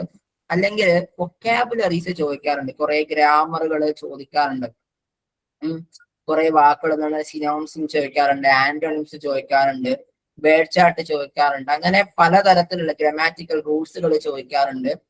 അതാണ് ബേസിക് ഇംഗ്ലീഷ് ഗ്രാമർ എന്ന് പറയുന്നത്. അതേപോലെ ഈ നമ്മുടെ ഈ logical reasoning and mental analytical ability ഉണ്ട്. നമ്മളിപ്പം ABCDEFG നമ്മൾ ഈ പറയുന്ന യൂണിറ്റ് 6 UGC നെറ്റ് സിലബസിന്റെ യൂണിറ്റ് 6 അത്യാവശ്യം നന്നായിട്ട് നമ്മൾ മനസ്സിലാക്കേണ്ട ഒരു സാധനമാണ്. അതിന്റെ അകത്ത് ഇന്ത്യൻ ഫിലോസഫി നിങ്ങൾ പഠിക്കേണ്ട, ലോജിക്കൽ റീസണിങ് ബേസിക്കലി ഒന്ന് പഠിച്ചു വെച്ചാൽ മതിയാവും. ഓക്കെ, ക്ലിയർ ആണെന്ന് വിചാരിക്കുകയാണ്. പിന്നെ ഫിലോസഫിക്കൽ ഫൗണ്ടേഷൻസ് പഠിക്കണം, സോഷ്യോളജിക്കൽ ഫൗണ്ടേഷൻസ് പഠിക്കണം, സൈക്കോളജിക്കൽ ഫൗണ്ടേഷൻസ് പഠിക്കണം. ഇത് മൂന്നായി തന്നെ പഠിക്കണം. ഫിലോസഫി പഠിക്കണം, സോഷ്യോളജി പഠിക്കണം, സൈക്കോളജി പഠിക്കണം. ഓക്കെ, പിന്നെ history and policies of education. നമ്മൾ ഈ പറഞ്ഞ നമുക്കറിയാം ഹയർ എഡ്യൂക്കേഷൻ എന്ന് പറയുന്ന വലിയൊരു ഏരിയ നമുക്ക് പഠിക്കാനുണ്ട് അല്ലെ? പഠിക്കാനില്ല, അങ്ങനെ ഒരു പേപ്പർ തന്നെ ഇല്ലേ പഠിക്കാന്? നമ്മുടെ BEdന് പഠിക്കാനില്ല ഇന്ത്യൻ എഡ്യൂക്കേഷൻ സിസ്റ്റത്തിനെ കുറിച്ചിട്ടൊക്കെ. യെസ്, അപ്പൊ അത് നല്ലോണം എക്സാമിന് ചോദിച്ച് കാണാറുണ്ട്. പിന്നെ ടീച്ചിങ് ആപ്റ്റിറ്റ്യൂഡ്, മെത്തേഡുകൾ, ക്യാരക്ടേഴ്സ്, അങ്ങനെ ടീച്ചിങ് ആപ്റ്റിറ്റ്യൂഡ് ഒരു ഇത് അത്യാവശ്യം നല്ല രൂപത്തിൽ തന്നെ എന്ത് ചെയ്യാറുണ്ട്, ചോദ്യ പേപ്പറുകളിൽ വരാറുണ്ട് എന്നുള്ളതാണ്. അതുപോലെ ഇവാലുവേഷൻ, ലേണിംഗ് തിയറീസ്, പിന്നെ കറണ്ട് അഫയേഴ്സ്, കമ്മ്യൂണിക്കേഷൻ, LCT, അതേപോലെ തന്നെ റിസർച്ച് മെത്തഡോളജി അഥവാ റിസർച്ച് എഡ്യൂക്കേഷൻ. ഇവിടെ റിസർച്ച് മെത്തഡോളജി എന്നല്ല നമ്മൾ പറയാം, റിസർച്ച് എഡ്യൂക്കേഷൻ ആണ്. ഇതൊക്കെ നമ്മൾ BEdന് പഠിച്ചിട്ടുള്ള ഓരോ പേപ്പറുകളാണ് കേട്ടോ. അതുപോലെ എഡ്യൂക്കേഷണൽ അഡ്മിനിസ്ട്രേഷൻ, ഇത് നമ്മൾ BEdന് പഠിച്ചിട്ടുള്ള ഒരു പേപ്പറാണ്. ഇതെല്ലാം നമ്മൾ BEdന് തന്നെ പഠിച്ചിട്ടുള്ള ഓരോ പേപ്പറുകളാണ്. ഇനി സെറ്റിന്റെ തന്നെ ഒരു സിലബസ് ഉണ്ട്. ഇപ്പൊ ജനറൽ സ്റ്റഡീസിൽ നമ്മൾ പറഞ്ഞതുപോലെ എന്താണ്, maths, statics, physics, chemistry, biology 10ാം class വരെ ഉള്ളതാണ്. ഇനി മൊഡ്യൂൾ 2 എന്ന് പറയുന്നത് social science, economics, history, geography, Indian polity ആണ്. അത് 10ാം ക്ലാസ് വരെ ഉള്ളതാണ്. ഓക്കെ, ഈ SCERTയുടെ ഒക്കെ ടെക്സ്റ്റ് ബുക്ക് ബേസ്ഡ് ക്ലാസ്സുകളൊക്കെ നമുക്ക് യൂട്യൂബിൽ അവൈലബിൾ ആണ്. ഓരോ പല ജനറൽ PSC അക്കാദമികളുടെ ഒക്കെ. അതൊക്കെ നിങ്ങൾക്ക് സമയം കിട്ടുമ്പോൾ ഒന്ന് കേട്ട് പഠിച്ചു കഴിഞ്ഞാൽ കുറെയൊക്കെ കിട്ടും. ഓക്കെ, അതേപോലെ തന്നെ ഹ്യൂമാനിറ്റീസ്, ലിറ്ററേച്ചർ, ആർട്ട്, കൾച്ചർ, ഇതൊക്കെ നമ്മൾ പറഞ്ഞതാണ്. അതുപോലെ കേരള സ്റ്റഡീസ് എന്ന് പറയുമ്പോഴാണ് സോഷ്യൽ റിഫോം മൂവ്മെന്റുകൾ വരുന്നത്, നാഷണൽ മൂവ്മെന്റ്സ് വരുന്നത്, കേരള ഡെവലപ്മെന്റ് വരുന്നത്, കേരള ആർട്ട്, കൾച്ചർ, ലിറ്ററേച്ചർ തുടങ്ങിയിട്ടുള്ള കാര്യങ്ങളൊക്കെ അതിന്റെ ചർച്ചാ വിഷയങ്ങളാണ്. ഓക്കെ, പിന്നെ ലാംഗ്വേജ് ആൻഡ് റീസണിങ് എന്ന ഭാഗത്താണ് comprehension and vocabulary, basic English grammar, logical reasoning, numerical skills തുടങ്ങിയിട്ടുള്ള വരുന്നത്. ഇനി ശ്രദ്ധിച്ച് മനസ്സിലാക്കണം, കറണ്ട് അഫയേഴ്സ് നോക്കണം. കറണ്ട് അഫയേഴ്സിന്റെ അകത്ത് ഈ വരുന്ന ഭാഗങ്ങളിലൊക്കെ നിർബന്ധമായി പരീക്ഷയ്ക്ക് ചോദിച്ച് ഞാൻ കാണാറുണ്ട്. ഇപ്പൊ സ്പോർട്സ് ആയി, ഇപ്പൊ മൊഡ്യൂൾ 1 പറഞ്ഞ ടെക്നോളജി ബേസ്ഡ് ഇന്നോവേഷൻസിനെ പറ്റി ചോദിച്ച് വരാറുണ്ട്. ഈ റീസെന്റ് എക്സാമിൽ പോയി ചോദിച്ചിട്ടുണ്ട്. അപ്പോൾ തന്നെ എൻവയോൺമെന്റൽ ഇഷ്യൂസ്, നമുക്ക് ഈ പ്രത്യേകിച്ചും ഈ നമുക്കറിയാം ഈ സസ്റ്റൈനബിൾ ഡെവലപ്മെന്റ് ഗോളും മില്ലീനിയം ഡെവലപ്മെന്റ് ഗോൾ ഇപ്പൊ നിലവിലുണ്ട്. മില്ലീനിയം ഡെവലപ്മെന്റ് 2015 കഴിഞ്ഞു, സസ്റ്റൈനബിൾ ഡെവലപ്മെന്റ് 2030 വരെ ഉണ്ട്, നിലവിലുണ്ട്. അപ്പൊ അതുകൊണ്ട് തന്നെ എൻവയോൺമെന്റൽ ഇഷ്യൂസിനെ പറ്റിയിട്ടുള്ള ചോദ്യ പേപ്പറുകൾ വരാറുണ്ട്. അതേപോലെ തന്നെ എൻവയോൺമെന്റ് അക്കോർഡുകൾ, കുറെ അക്കോർഡുകൾ ഉണ്ട്, പാരീസ് അഗ്രിമെന്റ് ഉൾപ്പെടെയുള്ളതാണ്. അതിലൊക്കെ പരീക്ഷയ്ക്ക് ഇങ്ങനെ വന്ന് കാണാറുണ്ട്. ഓക്കെ, അത് നമ്മുടെ ഈ പീപ്പിൾ ഡെവലപ്മെന്റ് ആൻഡ് എൻവയോൺമെന്റ് എന്ന് പറയുന്ന ഒരു ടോപ്പിക് ഉണ്ട് നമ്മുടെ ഈ UGC നെറ്റിന്റെ പേപ്പറിലെ 9ാമത്തെ ചാപ്റ്റർ. അത് അത്യാവശ്യം ഒരു വിധമൊക്കെ ഒന്ന് വായിച്ചു വെച്ചിരിക്കാൻ ശ്രമിക്കണം ഈ ഒരു ഭാഗം ചർച്ച ചെയ്യുന്നവർ. അതല്ലാതെ തന്നെ BEdനുള്ള ഒരു സിലബസിലുള്ള ഒരു പേപ്പർ കൂടിയാണ് ഈ ഒരു മൊഡ്യൂൾ എന്ന് പറയാം. ഓക്കെ, ക്ലിയർ ആണെന്ന് വിചാരിക്കാം. ക്ലിയർ ആണോ? അതേപോലെ തന്നെ UN റിലേറ്റഡ് ആയിട്ടുള്ള കാര്യങ്ങൾ ഈ കഴിഞ്ഞ പരീക്ഷയ്ക്ക് ചോദിച്ചിട്ടുണ്ട്. ഇൻസ്റ്റിറ്റ്യൂഷൻസിനെ പറ്റി ചോദിക്കാറുണ്ട്, ഇന്ത്യൻ കോൺസ്റ്റിറ്റ്യൂഷനെ പറ്റി ചോദിക്കാറുണ്ട്. അതുപോലെ തന്നെ പ്രത്യേക അവാർഡുകളൊക്കെ വരുന്ന സമയത്ത് അത് നോക്കി വെക്കണം. ഈ കഴിഞ്ഞ നമ്മുടെ ഈ അറബിക് അവാർഡുകൾ പോലെ, അതായത് ഇപ്പം international prize book for Arabic fiction അത് ചോദിക്കാറുണ്ട്. അതേപോലെ തന്നെ മാൻ ബുക്ക് പ്രൈസ് ചോദിക്കാറുണ്ട്. അതുപോലെ തന്നെ കേരള സാഹിത്യ അക്കാദമി അവാർഡുകളെ പറ്റി ചോദിക്കാറുണ്ട്, വള്ളത്തോൾ പുരസ്കാരങ്ങളെ പറ്റി. അങ്ങനെ എന്തൊക്കെ അവാർഡുകൾ ഉണ്ടോ അതൊക്കെ ഒന്ന് ജസ്റ്റ് ഒന്ന് നോട്ട് ചെയ്ത് വെക്കുക. അതുപോലെ കൾച്ചറിനെ പറ്റിയിട്ടൊക്കെ ചോദ്യം വരും. അതിൻ്റെ അകത്ത് തന്നെ ഈ പറയുന്ന films, literature, music, performing arts തുടങ്ങിയിട്ടുള്ളവയൊക്കെ വരാറുണ്ട്. ഓക്കെ. പിന്നെ ഫിലോസഫിയിലേക്ക് വരുമ്പോൾ educational philosophy, relationship between philosophy and education, major philosophical divisions and impact of aims, curriculum and method of teaching, concept of teacher, freedom and discipline. ഇനി system, major philosophical systems, നമ്മുടെ Indian ഫിലോസഫിയിലുള്ള 6 സ്കൂളുകളായിട്ടുള്ള Buddhism, Jainism, അങ്ങനെ തുടങ്ങിയിട്ടുള്ള അത് പഠിക്കണം. Sorry, Indian സ്കൂളിലെ നമ്മുടെ 6 ഫിലോസഫി ഉണ്ട്. ഈ ന്യായ എന്നൊക്കെ പറഞ്ഞിട്ട് ഏകദേശം ഒരു 6ഓളം ഫിലോസഫി ഉണ്ട്, അത് പഠിക്കണം. അതേപോലെ തന്നെ എന്താണ് നമ്മുടെ ഇന്ത്യൻ ഫിലോസഫിയിലുള്ള ബുദ്ധിസം, ജൈനിസം, അതേപോലെ തന്നെ ഇസ്ലാമിക് എഡ്യൂക്കേഷൻ തുടങ്ങിയിട്ടുള്ളതൊക്കെ പഠിക്കണം. ഓക്കെ, ഇതൊക്കെ നമ്മുടെ ഈ പറയുന്ന ഫിലോസഫി നമ്മൾ ഓൾറെഡി പഠിച്ചിട്ടുള്ളതാണ് ബിഎഡിനൊക്കെ. അതേപോലെ തന്നെ pragmatism, idealism, naturalism, humanism, realism, democracy, critical pedagogy ഉൾപ്പെടെയുള്ള വെസ്റ്റേൺ ഫിലോസഫിക്കൽ സിസ്റ്റംസ് നമ്മൾ പഠിക്കണം. അതേപോലെ തന്നെ കുറച്ച് തിങ്കേഴ്സിനെ പറ്റില്ല, ഗാന്ധിജി, ടാഗോർ, വിവേകാനന്ദ, പ്ലേറ്റോ, ക്രിസ്യോ, Montessori, Froebel, John Dewey, Paulo Freire തുടങ്ങിയിട്ടുള്ള വിദ്യാഭ്യാസ രംഗത്തെ തിങ്കേഴ്സിനെ പറ്റി, ചിന്തകരെ പറ്റി നമ്മൾ മനസ്സിലാക്കി വെക്കണം. അതുപോലെ വാല്യൂ എഡ്യൂക്കേഷൻ, കൾച്ചറൽ എഡ്യൂക്കേഷൻ, അതൊക്കെ നമ്മൾ വളരെ പ്രധാനപ്പെട്ട, പ്രത്യേകിച്ചും വാല്യൂ എഡ്യൂക്കേഷൻ, മോറൽ എഡ്യൂക്കേഷൻ ഒക്കെ എന്ത് നമ്മൾ നോക്കി വെക്കണം. അതുപോലെ തന്നെ സോഷ്യോളജിയിലേക്ക് വരുമ്പോൾ relationship between education and sociology, meaning and scope of education and sociology, sociology of education, interactive role of education and society, the relationship between education and culture. അങ്ങനെ സോഷ്യോളജിയിൽ അത്യാവശ്യ കാര്യങ്ങളൊക്കെ നമ്മൾ എന്ത് ചെയ്യണം, നോക്കി വെക്കണം. നമുക്കതൊക്കെ ഇൻഷാ അല്ലാഹ് നമ്മുടെ ക്ലാസ്സിനിടയിലൂടെ നമുക്ക് പറഞ്ഞു പോകാം. അതുപോലെ തന്നെ സൈക്കോളജിയിലേക്ക് വരുമ്പോൾ അത്യാവശ്യം എല്ലാം നമ്മൾ മനസ്സിലാക്കണം. ഇപ്പം സൈക്കോളജിയുടെ എന്താണ് scope, fields of psychology, education psychology, schools of psychology, clinical psychology, applied psychology, ഇതൊക്കെ നമ്മൾ മനസ്സിലാക്കണം. അതുപോലെ തന്നെ ലൈഫ് സ്കില്ല്, എഡ്യൂക്കേഷൻ, ഗൈഡൻസ്, അതുപോലെ പേഴ്സണാലിറ്റി, ഇന്റലിജൻസ് തന്നെ ഓരോ തിയറി നമ്മൾ നോക്കി വെക്കണം. അതുപോലെ തന്നെ cognitive development, social development, adolescence characters, ഇതൊക്കെ നമ്മൾ മനസ്സിലാക്കണം. അതുപോലെ history and policies of education, അതിലേക്ക് വരുമ്പോൾ കേരളത്തിലും ഇന്ത്യയിലുമുള്ള ഹിസ്റ്ററിയെ കുറിച്ച് പഠിക്കണം. അതുപോലെ തന്നെ പോളിസീസിനെ കുറിച്ച്, ഇപ്പൊ NPE ഇതിന്റെ അകത്ത് ശ്രദ്ധിച്ച് മനസ്സിലാക്കണം. ഇതിന്റെ അകത്ത് NPE ഫസ്റ്റ്, സെക്കൻഡ്, തേർഡ് മാത്രമേ പറഞ്ഞിട്ടുള്ളൂ. പക്ഷെ നമ്മളിപ്പം ഏതിലാ ഉള്ളത്, നിലവിൽ ഏതിലാ ഉള്ളത്? ഇപ്പൊ ഏത് അഡാപ്റ്റ് ചെയ്തുകൊണ്ടിരിക്കുകയാണ് എല്ലാവരും? 2020. NEP ആണ്, NPE അല്ല, നാഷണൽ പോളിസി ഓഫ് എഡ്യൂക്കേഷൻ അല്ല, നാഷണൽ എഡ്യൂക്കേഷണൽ പോളിസി 2020 നടപ്പിലാക്കാണ് അല്ലെ. 4+3+, അല്ല 5+3+4+3. 5+4+4+3. ഓക്കെ, അപ്പൊ അത് നമ്മളിപ്പോ നടപ്പിലാക്കി കൊണ്ടുവരാണ്.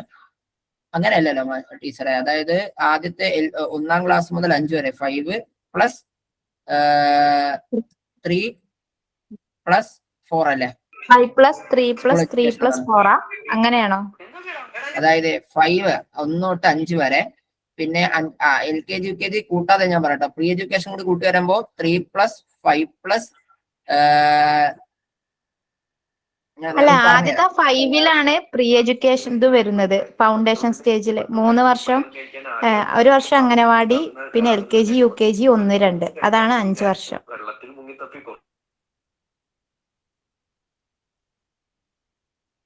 5+3+3+4 ആണ്.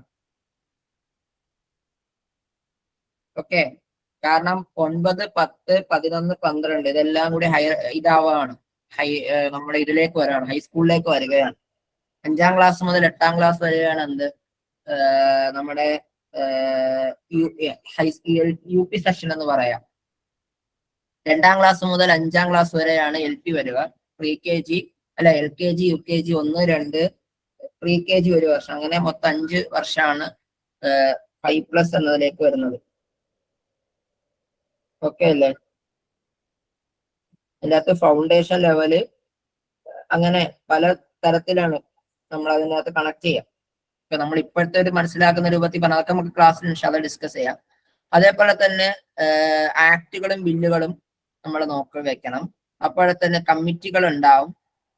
അതേപോലെ തന്നെ RTE, DPEP, SSA, RMSA, RUSA തുടങ്ങിയിട്ടുള്ള ഒരുപാട് പ്രോഗ്രാമുകളുണ്ട്, അതിനെക്കുറിച്ച് മനസ്സിലാക്കണം. അതുപോലെ തന്നെ സ്റ്റേറ്റ് ലെവലുള്ള institutions MHRD, UGC, NCTE, NCERT, NUPAR, SCERT, DIET, CTE, സൈറ്റ് തുടങ്ങിയിട്ടുള്ളവയെ കുറിച്ചിട്ടൊക്കെ നമ്മൾ മനസ്സിലാക്കി പോകണം. പിന്നെ ഇവാലുവേഷൻ, ടീച്ചിങ് ആൻഡ് ഇവാലുവേഷൻ എന്നുള്ളതാണ്. അതൊക്കെ നമുക്ക് ഇങ്ങനെ വായിച്ചാൽ തന്നെ നമുക്ക് മനസ്സിലാവുന്ന കാര്യങ്ങളാണ്. അപ്പൊ അതിൻ്റെ അകത്ത് തന്നെ ഓരോ മൊഡ്യൂളിന്റെ ടൈറ്റിൽ മാത്രം വെച്ച് ടീച്ചിങ് ആപ്റ്റിറ്റ്യൂഡ് നമ്മൾ നോക്കണം. ടീച്ചിങ് മെത്തേഡുകളെ കുറിച്ച് നമ്മൾ പഠിച്ചു പോകണം. പിന്നെ ഇവാലുവേഷൻ, കാരണം 4 ഇതിൻ്റെ അകത്തുള്ളത്. ഓക്കെ. പിന്നെ 6-ാമത്തെ യൂണിറ്റിലേക്ക് വരുമ്പോൾ കമ്മ്യൂണിക്കേഷൻ വരുന്നുണ്ട്. കമ്മ്യൂണിക്കേഷന്റെ ഓൾമോസ്റ്റ് എല്ലാം പറഞ്ഞു പോകുന്നുണ്ട്. പിന്നെ കമ്പ്യൂട്ടർ ആൻഡ് ICT അതിനെ കുറിച്ച് പറയുന്നുണ്ട്. പിന്നെ റിസർച്ച് ഇൻ എഡ്യൂക്കേഷൻ, അത് നമ്മൾ ഈ പറയുന്നത് പഠിക്കേണ്ട ഒരു കാര്യമാണ്. പിന്നെ അതേപോലെ തന്നെ എഡ്യൂക്കേഷൻ അഡ്മിനിസ്ട്രേഷൻ, അതും വളരെ പ്രധാനപ്പെട്ട ഒരു കാര്യമാണ്. ഓക്കെ. അപ്പൊ ഇത്രയും ഉള്ളതാണ് ജനറൽ എന്ന് പറയുന്നത്. അത്യാവശ്യം നല്ലോണം പഠിക്കാനുള്ള ഒരു സിലബസ് തന്നെയാണ് ജനറൽ സിലബസ് എന്ന് പറയാം. B.Ed പഠിച്ചിട്ടുള്ളവർക്ക് വളരെ പെട്ടെന്ന് നമുക്ക് കത്തിപ്പോകുന്ന കുറച്ച് ഭാഗങ്ങളാണ് എന്നുള്ളതാണ്. ഓക്കെ, ഇത്രയും ക്ലിയർ ആണോ ജനറൽ പേപ്പറുമായിട്ട്? ബാക്കി നമ്മൾ ക്ലാസ്സിൽ വളരെ ഡീറ്റെയിൽ ആയിട്ട് ഡിസ്കസ് ചെയ്യും ഇൻഷാ അല്ലാഹ്. ഓക്കെ. അപ്പൊ അങ്ങനെയാണെന്നുണ്ടെങ്കിൽ നമ്മൾ അറബിക് പേപ്പറിലേക്ക് പോകണം. അതിന്റെ അറബിക് പേപ്പറിന്റെ ഒന്നാമത്തത് അറബിക് പോയട്രി എന്നുള്ളതാണ്. പക്ഷെ അതിൽ നമ്മൾ വീണ്ടും ഡിവൈഡ് ചെയ്യുന്നുണ്ട്. അതിൽ ഒന്നാമത്തെ അസ്ലി ലുഗത്തുൽ അറബിയ എന്നുള്ളതാണ്. അപ്പൊ അതിന്റെ അകത്ത് നമ്മൾ ഭാഷയെ കുറിച്ച് പഠിക്കണം. ഇൽമുൽ ലുഗ, അസ്ലി ലുഗത്തുൽ അറബിയ, അതിൽ തന്നെ ഷുഊബുൽ അറബിയ, അറബ് കഹ്താനികളെന്നും അദ്നാനുകളെന്നും ജനൂബികളെന്നും ഷിമാലുകളെന്നും എന്നൊക്കെ നമ്മൾ ഡിവൈഡ്, അതിനെ കുറിച്ചൊക്കെ പറയണം. അതുപോലെ സെമറ്റിക്കുകൾ, അതിന്റെ വിഭവങ്ങളെ പറ്റി, അസ്വാഖുൽ അറബ്, അയ്യാമുൽ അറബ്, അതേപോലെ തന്നെ ജാഹിലിയ കാലഘട്ടത്തിലെ ഓരോ രാജാക്കന്മാരെ കുറിച്ച് പറയാനുമാണ്. ഇനി ഷെറുൽ ജാഹിലിയിലേക്ക് വരുമ്പോൾ ഹസായിസു ഷെറുൽ ജാഹിലി, അഷീറു ദീവാനുൽ അറബ്, മസാദറു ഷെറുൽ ജാഹിലി, ഇതൊന്നും നമ്മുടെ സെറ്റ് സിലബസ് നേരെ പറഞ്ഞിട്ടില്ല കേട്ടോ. നമ്മൾ PVK വെച്ച് കണ്ടുപിടിക്കുന്നതാണ്. ഇനി പ്രധാനപ്പെട്ട ഷിറു ജാഹിലിയിലേക്ക് വരുമ്പോൾ നമ്മൾ കണ്ടു കഴിഞ്ഞാൽ ഒന്നാമത്തെ യൂണിറ്റ് ആയിട്ട് അറബിക് പ്രോസ് എന്നാ കൊടുത്തിട്ടുള്ളത്. നിങ്ങൾ സിലബസ് ഒന്ന് വായിച്ച് കാണാൻ പറ്റും. അറബിക് പ്രോസ് എന്നാണ് കൊടുത്തിട്ടുള്ളത്. എന്നിട്ട് മൊഡ്യൂൾ വന്നിട്ട് മുഅല്ലഖാത്ത് ആൻഡ് പോയിന്റ്സ് ഓഫ് മുഅല്ലഖാത്ത് എന്ന്. അറബിക് പ്രോസിലാണോ മുഅല്ലഖാത്ത് വരാ? അറബിക് പോയട്രി അല്ലേ? ഓക്കെ. സിലബസിൽ പറഞ്ഞിട്ടുള്ളത് ഇംറുൽ ഖൈസ്, സുഹൈർ, ലബീദ് ബിൻ റബിയ, ഇത്രയുമാണ് ഡീറ്റെയിൽ സ്റ്റഡി പറഞ്ഞത്. പക്ഷെ അങ്ങനെയൊന്നും അല്ല പരീക്ഷയ്ക്ക് ചോദിക്കാറുള്ളത്. മുഅല്ലഖാത്ത് 10 പേരെയും കുറിച്ച് പഠിക്കണം. അതുപോലെ തന്നെ മുഹൽഫൽ bin Rabia, സംആൽ bin Adiya, അൽക്കമത്ത് bin ഫഹ്ല്, അതുപോലെ ഉമയ്യത്ത് ബിൻ അബി സുൽത്ത്, ഇനി സുആലിക കവികളെ കുറിച്ചിട്ടും നമ്മൾ എന്ത് ചെയ്യണം? കൃത്യമായി മനസ്സിലാക്കി പോകണം. ഇനി മുഖ്ദറമൂൻ കവികളിൽ പറഞ്ഞിട്ടുള്ളത് Abdullah bin Rawaha, Hassan bin Thabit, Khansa, Kab bin Zuhair ആണ്. അപ്പോ അതുപോലെ തന്നെ ഹുത്തയെ പറ്റിയിട്ടും എന്ത് ചെയ്യാറുണ്ട്? പരീക്ഷയ്ക്ക് ചോദിച്ചു വരാറുണ്ട് എന്നുള്ളതാണ്. ഇനി അമവികളായിട്ടുള്ള കവികളെ കുറിച്ച് പറയുകയാണെങ്കിൽ അതിനകത്ത് കൃത്യമായിട്ട് പറഞ്ഞിട്ടുള്ളത് എന്താണ്? Naqaid and poems of Jarir, ഫറസ്ത ഖഹ്തൽ, ഉമർ ബിൻ അബി റബിയ, ഇങ്ങനെ മാത്രമാണ് നമ്മുടെ സിലബസിൽ തന്നിട്ടുള്ളത്. പക്ഷെ അങ്ങനെയല്ല ചോദിച്ചു കണ്ടിട്ടുള്ളത്. ഒന്ന് നക്കായിദ് ചോദിക്കാറുണ്ട്. ഇനി കവികളുടെ കുറെ കൂട്ടങ്ങളുണ്ട്. അതായത് ഇപ്പം നസ്രാനികളായിട്ടുള്ള കവികളുണ്ട്. അങ്ങനെ ഈ അമവി കാലഘട്ടത്തിൽ ഒരുപാട് കവികൾക്ക് ഇനങ്ങളുണ്ട്. പക്ഷെ നമുക്ക് അതൊക്കെ പറയാം. ആ ഇനങ്ങളെ പറ്റി ചോദിക്കാറുണ്ട്. അതുപോലെ തന്നെ ഒസിലിന്റെ 2 ഇനങ്ങളുണ്ട്, ഒസിലുൽ ഉദരിയും അതേപോലെ തന്നെ ഒസിലു സ്വരീഹും. അതിനെപ്പറ്റി ചോദിക്കാറുണ്ട്. ഓക്കെ, അതിന്റെ റായിദാരൊക്കെ എന്ന് ചോദിക്കാറുണ്ട്. അതുപോലെ തന്നെ Umar bin Abi Rabia, Jamil bin ബുസൈദ്, Jamil bin Mamar, Jamil Buthaina, Kumayt bin Zaid, Qais bin Mulawwah, Qais bin Dharih, ലൈലൽ അഖീലിയ, ഖുസൈർ ഇസാത്തി, ഇമാഹിൻ ഹക്കം, ദുർബിമ തുടങ്ങിയിട്ടുള്ളവരെ കുറിച്ചിട്ടൊക്കെ നമ്മൾ പഠിക്കണം. ഇതൊക്കെ നമ്മൾ സത്യം പറഞ്ഞാൽ ഒരുപക്ഷെ നിങ്ങൾക്ക് PSCയുടെ നോട്ടൊക്കെ നല്ലോണം ഉപയോഗിക്കാൻ പറ്റും കേട്ടോ. ഈ സമയത്ത് നമ്മൾ പഠിച്ചിട്ടുള്ള ഭാഗങ്ങളൊക്കെ തന്നെയാണ് ഇതിൻ്റെ അകത്ത് വരാം. പിന്നെ അശ്വറഉ ഫിൽ അസ്റുൽ അബ്ബാസി, അബ്ബാസി കവികളെ പറ്റിയിട്ടുള്ളത്. അപ്പോ അതിൻ്റെ അകത്ത് പ്രധാനപ്പെട്ട ഇതാണ് ഉൽമാനിയാത്ത്, സുഹുദിയാത്ത്, ഹംദിയാത്ത്, അതേപോലെ തന്നെ ബഷാർ ബിൻ ബുർദ്, അബുൽ അത്താഹിയ, അബു നവാസ് മുത്തനബി, പിന്നെ ഹമാസ, അബു തമ്മാം ബുഹുത്തുരി. നമ്മുടെ ഹമാസ എന്ന് പറയുന്നത് ഈ നമുക്കറിയണ്ടല്ലോ, ബുഹുത്തരിക്കും അതേപോലെ തന്നെ അബു തമ്മാമിനും ഉണ്ട്. അത് രണ്ടും പഠിക്കണം. അതുപോലെ തന്നെ മുവഷഹാത്തിന്റെ കവികളായിട്ട്, അതായത് സ്പെയിൻ ലിറ്ററേച്ചറുമായി ബന്ധപ്പെട്ടുകൊണ്ടാണ് ജസ്റ്റ് അബ്ബാസിയിൽ പറഞ്ഞു വെക്കുന്നത്. ഇബ്നു സീദൂനെ നമുക്ക് സ്പെയിൻ ലിറ്ററേച്ചർ ആയിട്ട് തന്നെ പറയാം. അപ്പൊ പറഞ്ഞ ഫുനൂൻ ഷിഅരിയ നമ്മൾ പറയണം, ഉൽമാനിയാത്ത് പറയണം, സുഹുദിയാത്ത് പറയണം, ഖംറിയാത്ത് പറയണം. അപ്പൊ മുഅല്ലിദീൻ കവികളെ പറ്റി പറയണം. ബഷാർ ബിൻ ബുർദ്, അബു നവാസ്, അബുൽ അത്താഹിയ, മുസ്ലിം ബിൻ വലീദ്, മുത്തനബി, അബുൽ അൽ മാരി, അബു തമ്മാം വൽ ബുഖ്തരി, ഇബ്നു റൂമി, ഇബ്നുൽ മുഅത്തസ്, അബു ഫിറാസുൽ ഹമദാനി, അൽ ബുസൂരി, ഇത്രയും ആൾക്കാരെ കുറിച്ച് നമ്മൾ എന്താണ് കവികളുടെ രൂപത്തിൽ പഠിക്കണം. ഇനി ആധുനിക കവിതകളെ കുറിച്ച് നമ്മൾ പറയുകയാണെങ്കിൽ അതിൻ്റെ അകത്ത് ഉണ്ടാവുന്നത് വളരെ സിലബസ് കണ്ടിട്ട് എന്ത് തോന്നുന്നു? വളരെ ഷോർട്ട് അല്ലേ? കുറച്ചല്ലേ ഉള്ളൂ മോഡേൺ പോയട്രിയിൽ. 1, 2, 3, 4, 5, 6, 7, 8, 9, 10, 11, 12 അല്ലെ? 12 പേരല്ലേ ഉള്ളൂ. സെറ്റ് ഇതൊക്കെ ആര് കണ്ടു പഠിക്കണം? നെറ്റിന്റെ സിലബസ് ആര് കണ്ടു പഠിക്കണ്ടേ? വേണ്ടേ? ഷിഹാബ് ഓനി, മഹ്മൂദ് ദർവേഷ്, നിസാർ കബ്ബാനി, അദോണീസ്, നാസിക് മലായിക്ക, സലീം റുമൈദി, മഹമ്മൂദ് സാമിയൽ ബാറൂദി, അഹമ്മദ് ഷൗക്കി, ഹാഫിദ് ഇബ്രാഹിം, ജമീൽ സിദ്ദിഖി അസിഹാഫി, മഅറൂഫ് റുസാഫി അല്ലെ? നല്ലൊരു സിലബസ് അല്ലേ അത്? ആണോ അല്ലേ? കണ്ടിട്ട് അങ്ങനെ തോന്നുന്നില്ലേ? ഇല്ലേ? ഒന്നും പറയുന്നില്ലല്ലോ. എന്തോ പണി വരാനുണ്ടെന്ന് അവർക്ക് തോന്നിയിട്ടുണ്ട്. എനിക്കത് മനസ്സിലായി. ഓക്കെ, കവിതകളെ നമ്മൾ പല കാറ്റഗറി ആക്കാറുണ്ട്. ഒന്ന് ഷീറുൽ ഖിസസി, ഷീറുൽ, അതുപോലെ ഷീറുൽ മസ്റഹി, ഷീറുൽ ഗിന, അങ്ങനെ 3 കവിതകളുടെ ഇനങ്ങളെ കുറിച്ച് പറഞ്ഞു വെക്കണം. ഓക്കെ, എന്താണ് അതൊന്ന് പറഞ്ഞു വെക്കണം. കവികളുടെ കൂട്ടത്തിൽ മുഹമ്മദ് സാമി അൽ ബാറൂദി, അഹമ്മദ് ഷൗക്കി, ഹാഫിദ് ഇബ്രാഹിം, ഖലീൽ മുത്തറാൻ, മഅറൂഫ് റുസാഫി, ജമീൽ സിദ്ദിഖി അസിഹാബി, മഹ്മൂദ് ദർവേഷ്, അബുൽ ഖാസിം ഷാബി, ബദർ ഷാക്കിർ സയ്യാബ്, നാസിക് മലായിക്ക, നിസാർ കബ്ബാനി, ഉമർ അബൂ ദിഷ, ഫദ്വ തൂക്കാൻ, ഖാലിദുൽ ഫറജ്, അബ്ദുറഹ്മാൻ അൽ കവാക്കിബി, അഡോണിസ്, മിർബത്തുൽ ബറഊസി, ഷിഹാബ് ഗാനി, ഇബ്രാഹിം തൂക്കാൻ, ഇല്യാസ് അബു ഷബക, അഹമ്മദ് മുഹരി, സലാഹ് അബ്ദുൽ സബൂർ, മുഫ്തി സക്കരിയ, ഉമ്മു കുൽസൂം, അഹമ്മദ് അബ്ദുൽ മുഅ്തി അൽ ഹിജാസി, അലി മഹ്മൂദ് ത്വാഹ, സമീഹുൽ കാസിം, സലീം റുമൈദി, ഇബ്രാഹിം നാജി, അബ്ദുള്ള അൽ ബറദൂനി, ബദ്വി അൽ ജമീൽ, ബഷാർ അൽ ഫുരി. ഇവരെയൊക്കെ നിങ്ങൾ പഠിക്കേണ്ടത് 4 കൺസെപ്റ്റ് ആക്കി പഠിക്കണം. 1, അവരുടെ ജിൻസിയത്ത് പഠിക്കണം. അവരുടെ ലഖബ് പഠിക്കണം.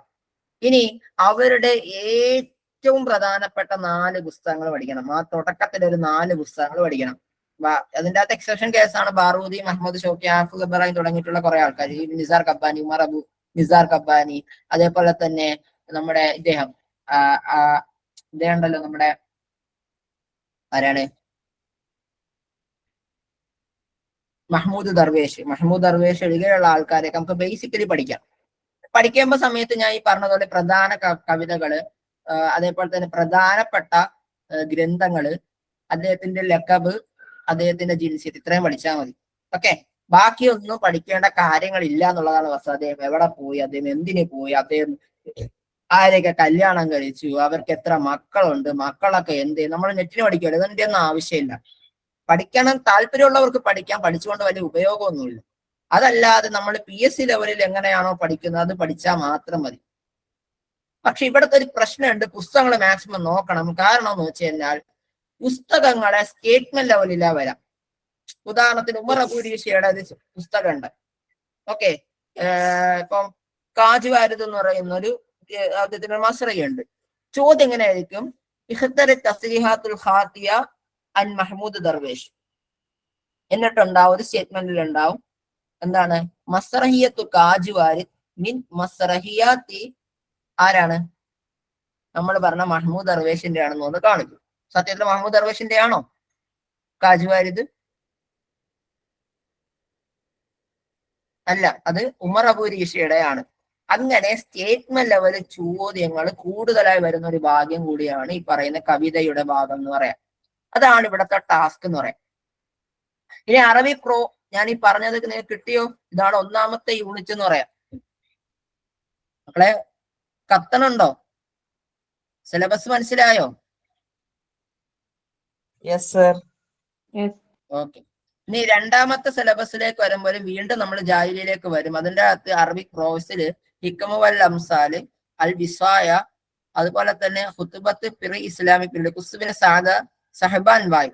ഇത് എനിക്ക് മനസ്സിലാവാത്ത സഹബാൻ വായിൽ എങ്ങനെ കൊണ്ടുവരിട്ടു എന്നുള്ളതാണ് എനിക്ക് ഇപ്പോഴും കത്താത്തൊരു കാര്യം.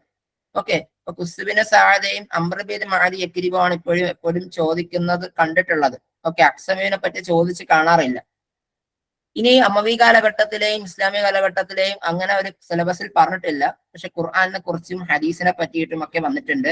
ഹദീസിന്റെ അൻവാകൾ ചോദിച്ചിട്ടുണ്ട്, ഹദീസിന്റെ തർക്കീബുകൾ ചോദിച്ചിട്ടുണ്ട്, ഒക്കെ ചോദിച്ചിട്ടുണ്ട്. നബി സല്ലല്ലാഹു അലൈഹി വസല്ലം തങ്ങളെ പറ്റിയിട്ട് ചോദ്യങ്ങൾ വന്നിട്ടുണ്ട്. ഖുലഫാഉർ റാഷിദീങ്ങളെ പറ്റി ചോദിച്ചിട്ടുണ്ട്.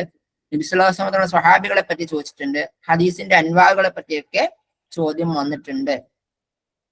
ഓക്കെ, ഇനി ഖുലഫാക്കളെ പറ്റിയിട്ട് ഇനി അമവി ഖിലാഫത്തിലേക്ക് വരുന്ന സമയത്ത് ഖുലഫാക്കളെ പറ്റി ചോദിക്കാറുണ്ട്.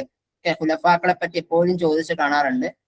ഇനി പ്രധാന അതേപോലെ തന്നെ മറ്റ് ജനറൽ കുറെ കാര്യങ്ങളുണ്ട്. ഇപ്പൊ ഉദാഹരണത്തിന് എന്താണ് മറ്റ് യുദ്ധങ്ങൾ നടന്നിട്ടുള്ള സമയം എപ്പോഴാണ്, അങ്ങനെയുള്ള ഒരു എന്താണ് അവരുടെ പൊളിറ്റിക്കൽ ആയിട്ടുള്ള കാര്യങ്ങൾ ചോദിച്ചു കാണാറുണ്ട് ഉമവി ഖിലാഫത്തുമായി ബന്ധപ്പെട്ട. അതുപോലെ സുഹ്ബാൻ വായില്, Abul Aswad Duali, Hajjaj bin Yusuf, Ziyad bin Abihi, അതുപോലെ തന്നെ തോരിഖ് ബിൻ സിയാദ് തുടങ്ങിയിട്ടുള്ളവയൊക്കെ പഠിക്കണം. നമ്മൾ അലി റളിയല്ലാഹു അൻഹു പറയുന്ന സമയത്ത് നെഹ്ജുൽ ബലാഗയെ കുറിച്ച് തന്നെ മനസ്സിലാക്കണം കേട്ടോ. നെഹ്ജുൽ ബലാഗയെ കൂടി മനസ്സിലാക്കണം. ഇനി അബ്ബാസിയിലേക്ക് വരുന്ന സമയത്ത് നമ്മൾ ജനറൽ ആയിട്ടുള്ള നോളജ് വേണം. സിലബസ് ഇത്രേ പറയുന്നുള്ളൂ. തഫ്സീർ, ഹദീസ്, സിഹാഹു സിദ്ദ, അതുപോലെ തന്നെ തൊബരി, മസ്ഊദി, ഇബ്നു ഖല്ലിഖാൻ, ഗസാലി, കിന്ദി, ഇബ്നു സിന, ഇത്രേ ഉള്ളൂ. പക്ഷെ നോക്കിക്കോണം, ജനറൽ ആയിട്ടുള്ള നോളജ് വേണം. ദാറുൽ ഹിക്മ, ബൈത്തുൽ ഹിക്മ, മുഅ്തസില, അശ്റുസ്സലാജിക്ക, ബറാമിക്ക, അതുപോലെ തന്നെ തുടങ്ങിയിട്ടുള്ള മറ്റ് ദബീലാത്തുകൾ, കുറെ ഉപഗോത്രങ്ങളെ കുറിച്ച്, മറ്റ് ചെറിയ ചെറിയ രാഷ്ട്രങ്ങളെ കുറിച്ച് നമ്മൾ മനസ്സിലാക്കണം.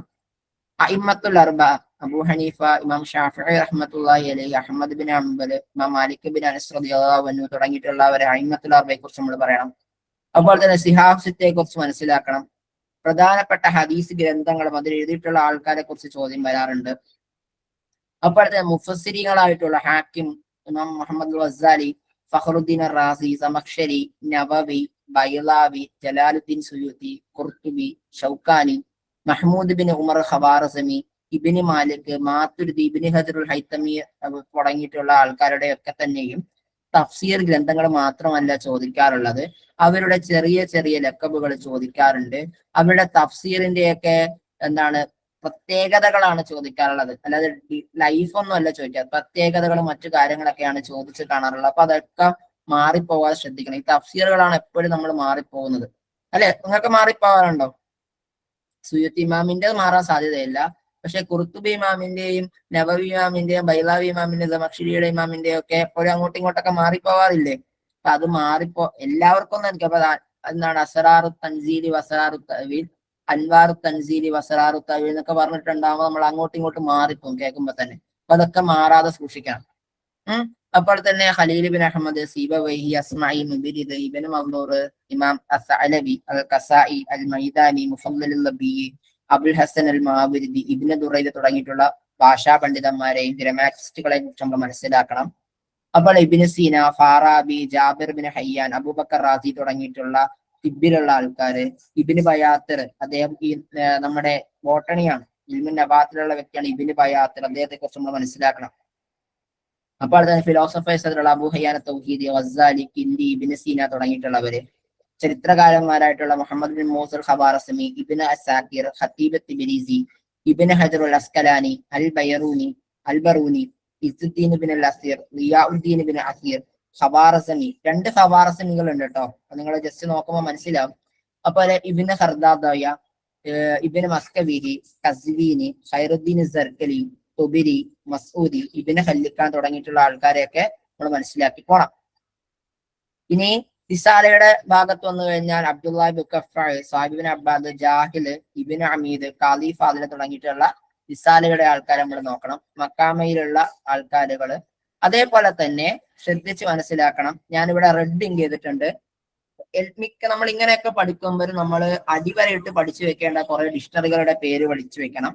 അത് എഴുതിയിട്ടുള്ള ആൾക്കാരുടെ പേര് പഠിക്കണം. ചരിത്ര ഗ്രന്ഥങ്ങളെ കുറിച്ച് പഠിക്കണം. അങ്ങനെ ഓരോ പുസ്തകങ്ങൾ പഠിക്കുമ്പോൾ ക്ലാസിഫൈ ചെയ്ത് പഠിക്കാൻ പറ്റിക്കഴിഞ്ഞാൽ മുഅ്ജമുകളുടെ പേര് മാത്രം എഴുതുക, അതിന്റെ ലെറ്റേഴ്സിന് എഴുതുക. അതേപോലെ തന്നെ ചരിത്ര ഗ്രന്ഥങ്ങൾ മാത്രം എഴുതുക, അത് എഴുതുക. തഫ്സീറുകൾ മാത്രം എഴുതുക.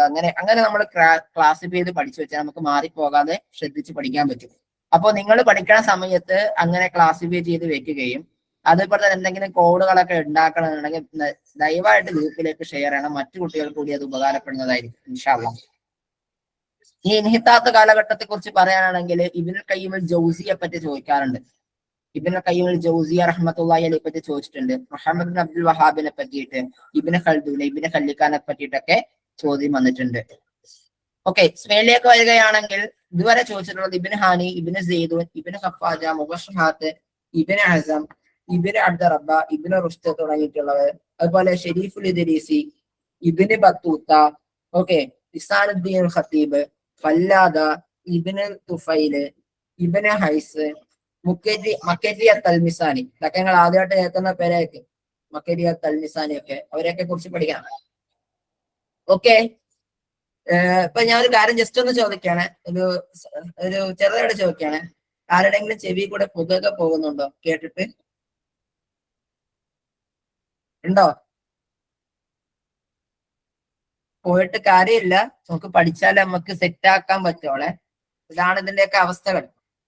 ഓക്കെ, അപ്പോ ആധുനിക കാലഘട്ടത്തെ കുറിച്ച് നമ്മൾ പറയുന്ന സമയത്ത് ചോദിച്ചു. അതായത് ഇപ്പം ആദ്യം പറഞ്ഞിരുന്നല്ലോ നെറ്റ് ഉണ്ടെങ്കിലേ കേട്ടച്ചു വേണ്ട, അങ്ങനെ ഓരോ നിയമം വന്നിരുന്നല്ലോ. ഇനി നെറ്റ് ഉണ്ടെങ്കിലും സെറ്റ് വേണം എന്നുള്ളത്, അല്ല നെറ്റ് ഉണ്ടെങ്കിലും സെറ്റ് വേണം എന്നുള്ള നിയമം വരാൻ ചാൻസ് ഉണ്ടോ? ഉണ്ടല്ലോ, വന്നില്ലേ? സെറ്റ് വേണം എന്നുള്ള നിയമം വന്നതാണ്. ഉടനെ വരുന്ന ഞാൻ അറിഞ്ഞത്. വന്നില്ല എന്നുള്ളത് എനിക്ക് ഒരു ഡൗട്ട്. ഞാൻ ഇടയ്ക്കൊന്ന് കണ്ടിരുന്നു, അതായത് ഹയർ സെക്കൻഡറിയിൽ അധ്യാപകരാകാൻ സെറ്റ് നിർബന്ധമാവുകയാണെന്നുള്ളത് ഞാൻ അറിഞ്ഞിരുന്നു. എനിക്കറിയാവുന്ന എന്റെ സ്നേഹിതം പോലും ഇപ്പം സെറ്റിന് വേണ്ടി നടക്കാണ്. ആൾക്ക് ഹൈസ്കൂളിലാണ് അധ്യാപകനായിട്ട് വർക്ക് ചെയ്യാണ്. ആള് നെറ്റ് ക്വാളിഫൈഡ് ആണ്. ആളിപ്പോ സെറ്റ് ചെയ്യാൻ വേണ്ടി നടക്കാണ്. നെറ്റൊക്കെ എഴുതിയിട്ട് പണ്ടങ്ങോണ്ട് എഴുതിയിട്ടതാ, ഇപ്പൊ പഠിക്കുന്ന കാലഘട്ടത്തിൽ എഴുതുന്നത്.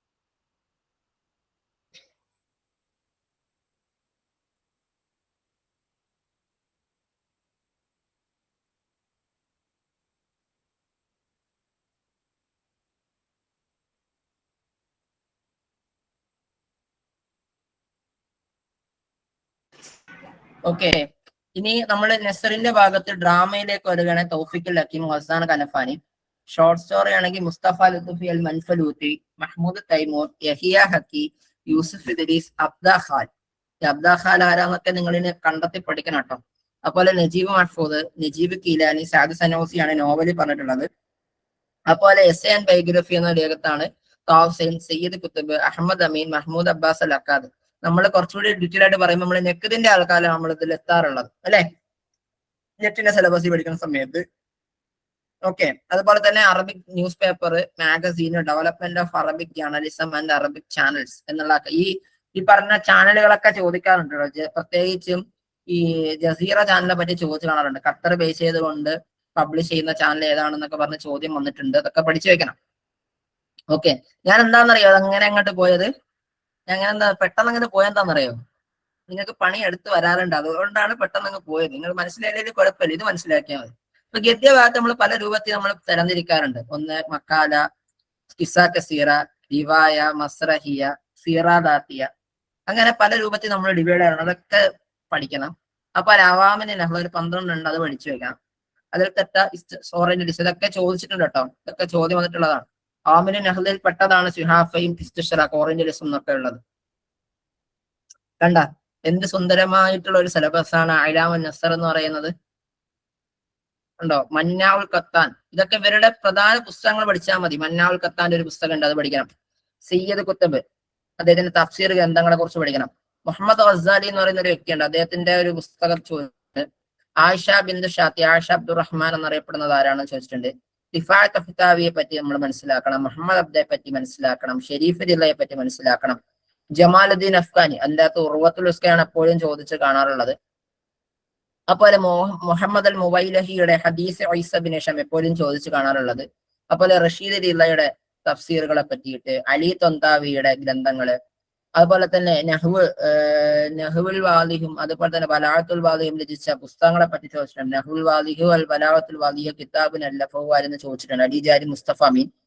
ഞാൻ ഈ ചോദ്യം എവിടെയെങ്കിലും ശ്രദ്ധിച്ചിട്ടുണ്ടോ? ഈ സാധനം നഹ്വുൽ വാദിഹും അതുപോലെ തന്നെ ബലാഅത്തുൽ വാദിഹ എന്ന് പറഞ്ഞ സാധനം എവിടെയെങ്കിലും ചോദിച്ചിട്ടുണ്ടോ ഈ റീസെന്റ് ആയിട്ട് എപ്പോഴെങ്കിലും?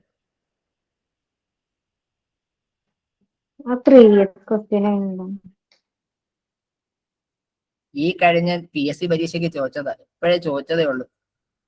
ഞാൻ അതുകൊണ്ടാണ് ഈ പറഞ്ഞത് നിങ്ങൾ ഈ സെറ്റിന്റെ PVക്ക് പഠിച്ചു പോകണമെന്നുള്ളത്. അതുപോലെ തന്നെ തഹരീറുൽ മർഅയിൽ ഇമ്പോർട്ടന്റ് ആയിട്ടുള്ള കാസിം അമീൻ, അദ്ദേഹത്തിന്റെ ഗ്രന്ഥം തഹരീറുൽ മർഅ എന്നുണ്ട്. അതുപോലെ മുസ്തഫ സോദിഖ് റാഫി, അദ്ദേഹത്തിന്റെ തഹ്തറായത്തുൽ ഖുർആൻ എപ്പോഴും ചോദിച്ചു കാണാറുണ്ട്. നാസിഫുൽ യാസിജി മജ്മഉൽ ബഹ്റൈൻ ചോദിച്ചു കാണാറുണ്ട്.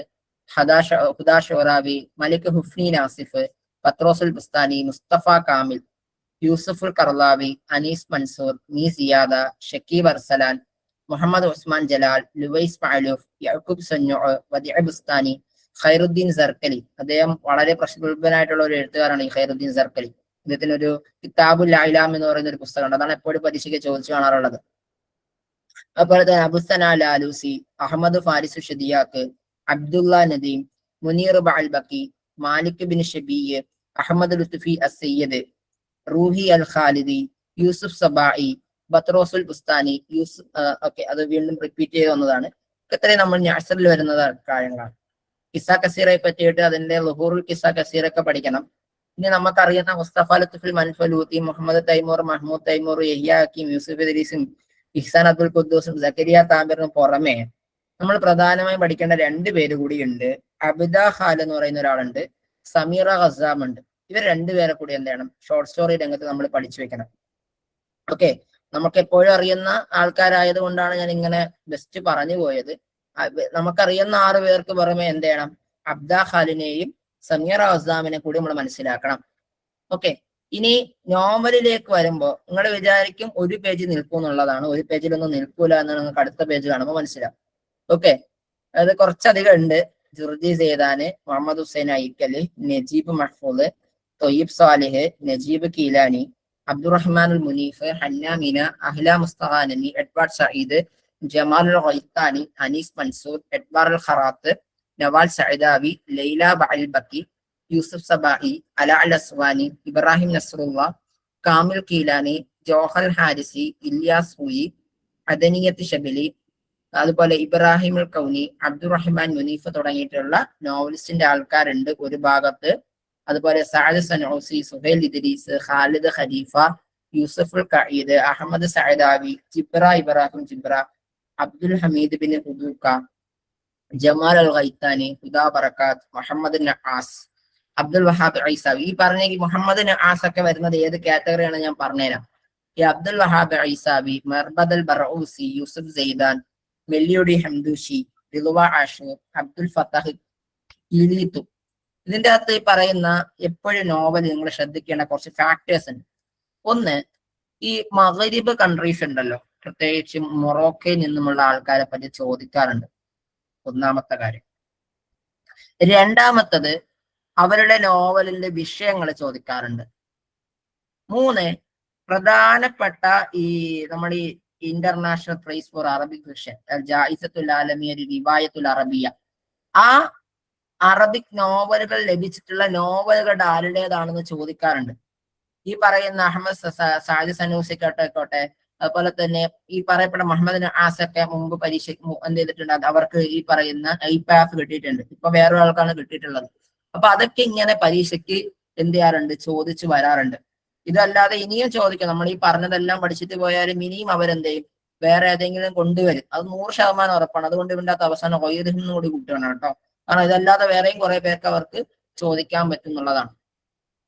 ഇനി മസ്രഹിയിലേക്ക് വരുമ്പോൾ അബു ഖലീൽ ഖബ്ബാരി, മാറു നക്കാശ്, ഖലീൽ യാസിദി, തൗഫീഖുൽ ഹക്കീം, ഇബ്രാഹിം റംസി, അസീസ് അബാല, മുഈൻ ബസൂസു, യാക്കൂബ് സന്നൂഅ്, ഒസാനുൽ കനഫാനി, ജോർജ് അബിയൽ, സഅദുല്ലാ ബനുസ്. ഈ ജോർജ് അബിയദിനെ നമ്മൾ ചോദിക്കാൻ കാരണം ഈ ജോർജ് അബിയദിനാണ് എന്ത് ചെയ്യുന്നത്, അദ്ദേഹത്തിന് ഒരു പ്രത്യേക നാടക സംഘമൊക്കെ ഉണ്ടാകുന്നത് ജോർജ് അബിയദിനാണ്. ഓക്കെ, ഈ SN യൂണിവേഴ്സിറ്റിയിലൊക്കെ പഠിക്കുകയും പഠിപ്പിക്കുകയൊക്കെ ചെയ്തിട്ടുള്ളവർക്ക് ഈ പറയുന്ന മസ്രഹയുമായി ബന്ധപ്പെട്ട കുറച്ച് ഡീറ്റെയിൽഡ് നോട്ട് കിട്ടും. കാരണം മസ്രഹയുടെ അത്യാവശ്യം നല്ലൊരു നോട്ടിനെ അവർ പ്രിപ്പയർ ചെയ്ത് വെച്ചിട്ടുണ്ട്. ഇവരൊക്കെ പറ്റിയിട്ടുള്ള നല്ലൊരു നോട്ട് പ്രിപ്പയർ ചെയ്ത് വെച്ചിട്ടുണ്ട്. അതിൻ്റെ അകത്ത് അതായത് മസ്രയുടെ ചരിത്രം പറയുന്നുണ്ട്. മസ്രയുടെ ഓരോ നാട്ടിലെയും ആൾക്കാർ എന്താണ്, ഓരോ നാട്ടിലെയും പ്രത്യേക ഗ്രൂപ്പുകൾ എന്താണ് പറഞ്ഞത്.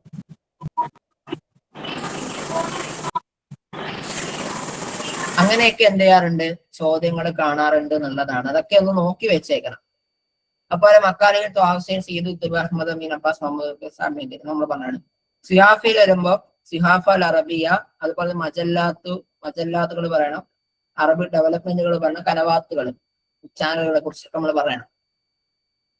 ഓക്കെ, ഇനി 7ാമത്തെ യൂണിറ്റ് ആണ് അൽ ആലമുൽ അറബിൽ മഅസിർ. ഓക്കെ, കണ്ടംപററി അറബ് വേൾഡ് എന്ന് പറയും. അപ്പൊ അതിന്റെ അകത്ത് നമ്മൾ പൊളിറ്റിക്കൽ സിസ്റ്റംസിനെ കുറിച്ച് പഠിക്കണം, ആസിമത്ത്, അംലത്ത്. ഓക്കെ, അപ്പൊ പ്രത്യേകിച്ചും ചോദ്യം കണ്ടിട്ടുള്ളത് ഇതിന്റെയൊക്കെ ചരിത്രങ്ങളൊക്കെ കണ്ടിട്ടുണ്ട് കേട്ടോ.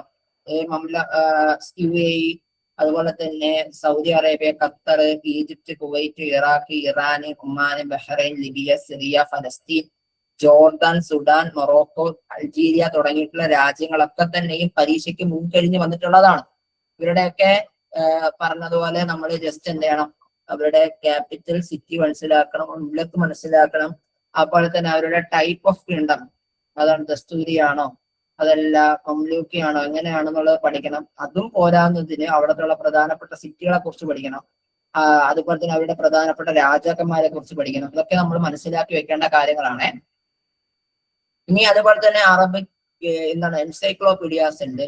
കിതാബുൽ അഗാനി, ബയാൻ വത്തബീൻ, വഫിയാത്തുൽ അയ്യാൻ, കഷ്ഫുൽ ഉലൂം, ഖസായിസ് ഇബ്നു ജന്നി, മുഖദ്ദിമത്ത് ഇബ്നു ഖുൽദും, ഉറൂജ് ദഹബ് മസ്ഊദി, ഖലീല വദിന്ന, അൽഫു ലൈല വലൈല, സീറത്ത് ബിൻ ഹിഷാം, തൊബക്കാത്ത് ബിൻ സഅദ് തുടങ്ങിയിട്ടുള്ള ഗ്രന്ഥങ്ങളെ പറ്റിയൊക്കെ കഴിഞ്ഞ പരീക്ഷകളിൽ ചോദ്യ പേപ്പറുകളിൽ വന്നിട്ടുണ്ട്. അതും നമ്മൾ പഠിച്ചു വെക്കണം. യൂണിറ്റ് 6 നമ്മുടെ നെറ്റിന്റെ യൂണിറ്റ് 6 സിലബസ് ആണ്. അതിന് പുറമെ കുറച്ച് ഗ്രന്ഥങ്ങൾ കൂടി നമ്മൾ പഠിച്ചു വെക്കണം.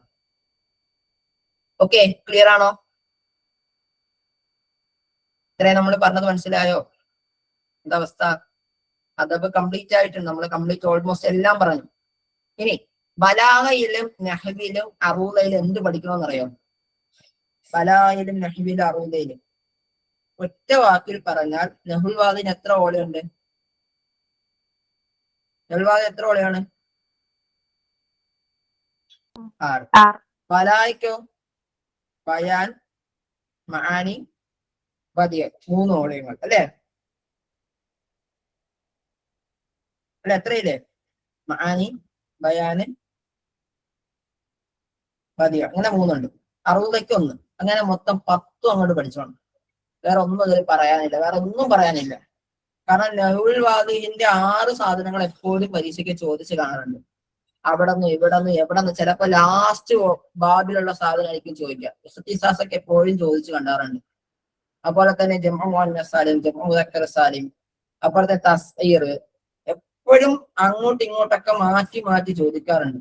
പക്ഷെ എനിക്ക് തോന്നുന്നു ഇപ്പൊ കുറച്ച് കാലമായിട്ട് നഹ്വിന്റെ ഈ കഴിഞ്ഞ എക്സാമിന് അത്യാവശ്യം നല്ല രൂപത്തിൽ തന്നെ നഹ്വിന്റെ ചോദ്യം വന്നിട്ടുണ്ട് കേട്ടോ. ഒരു അത്യാവശ്യം നല്ല രൂപത്തിൽ തന്നെ ചോദ്യം വന്നിട്ടുണ്ട്. 10ലധികം ചോദ്യങ്ങൾ വന്നിട്ടുണ്ട്. എപ്പോഴും ഒരു 10 to 15 ചോദ്യങ്ങളാണ് നഹ്വിന്ന് പ്രതീക്ഷിക്കാറുള്ളത്.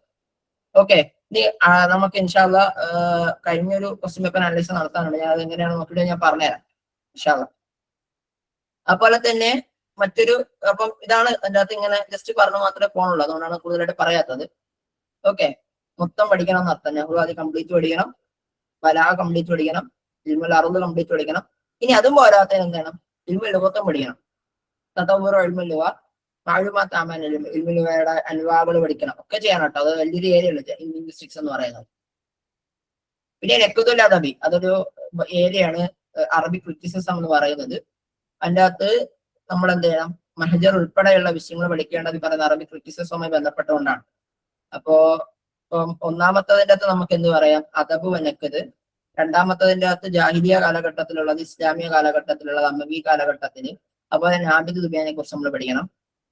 അബ്ബാസി കാലഘട്ടത്തിലേക്ക് വരുമ്പോൾ ഇബ്നു സലാമുൽ ജുംഹിയെയും അതുപോലെ തന്നെ ജാഹിലിനെയും ഖുദാമത്ത് ബിൻ ജഅഫറിനെ മാത്രമാണ് പറയുന്നത്. അതിന് പുറമെ നമ്മൾ ഇബ്നു സലാമുൽ ജുംഹി, ഇബ്നു ഖുതൈബ, ഇബ്നുൽ അസീർ, ആമുദി, തആലബി, ഖുദാമത്ത് ബിൻ ജഅഫർ, ഇബ്നു റഷീദ് ഖൈർവാനി, അബു ഹിലാൽ അൽ അസ്കരി, അബ്ദുൽ ഖാഹിർ അൽ ജുർജാനി, ഖാദി അൽ ജുർജാനി, ഹാസിം അൽ ഖിർത്താജനി, ജാഹിൽ, ഇബ്നു തിബാതിബ, ഇബ്നു ജനി തുടങ്ങിയവരൊക്കെ നമ്മൾ പഠിക്കണം.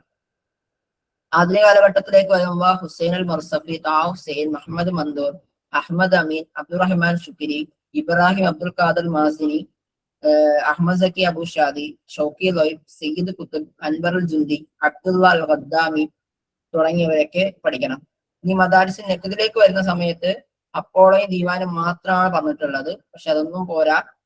ക്ലാസിസം, റൊമാൻറ്റിസം, സിംബോളിസം, ഷിറുൽ മുർസല്, ഷിറുൽ ഖുർറ്, ഹദാസ മോഡേണിസം, അതേപോലെ തന്നെ ദീവാന്, അപ്പോളോ, അൽ ഫന്ന്, ലിൽ ഫന്ന് തുടങ്ങിയവയൊക്കെ നമ്മൾ പഠിക്കണം.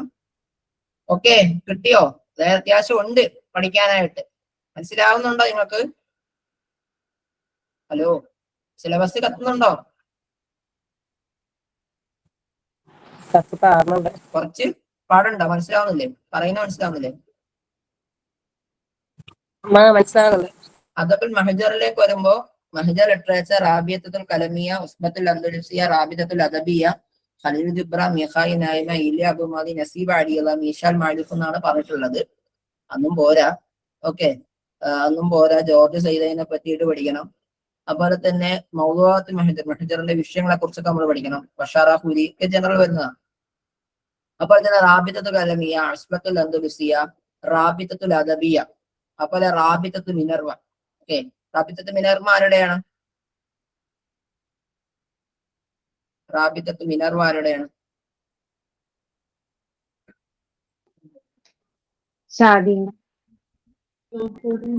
അബുൽ ഖാസ് ആരുടെയാണ്?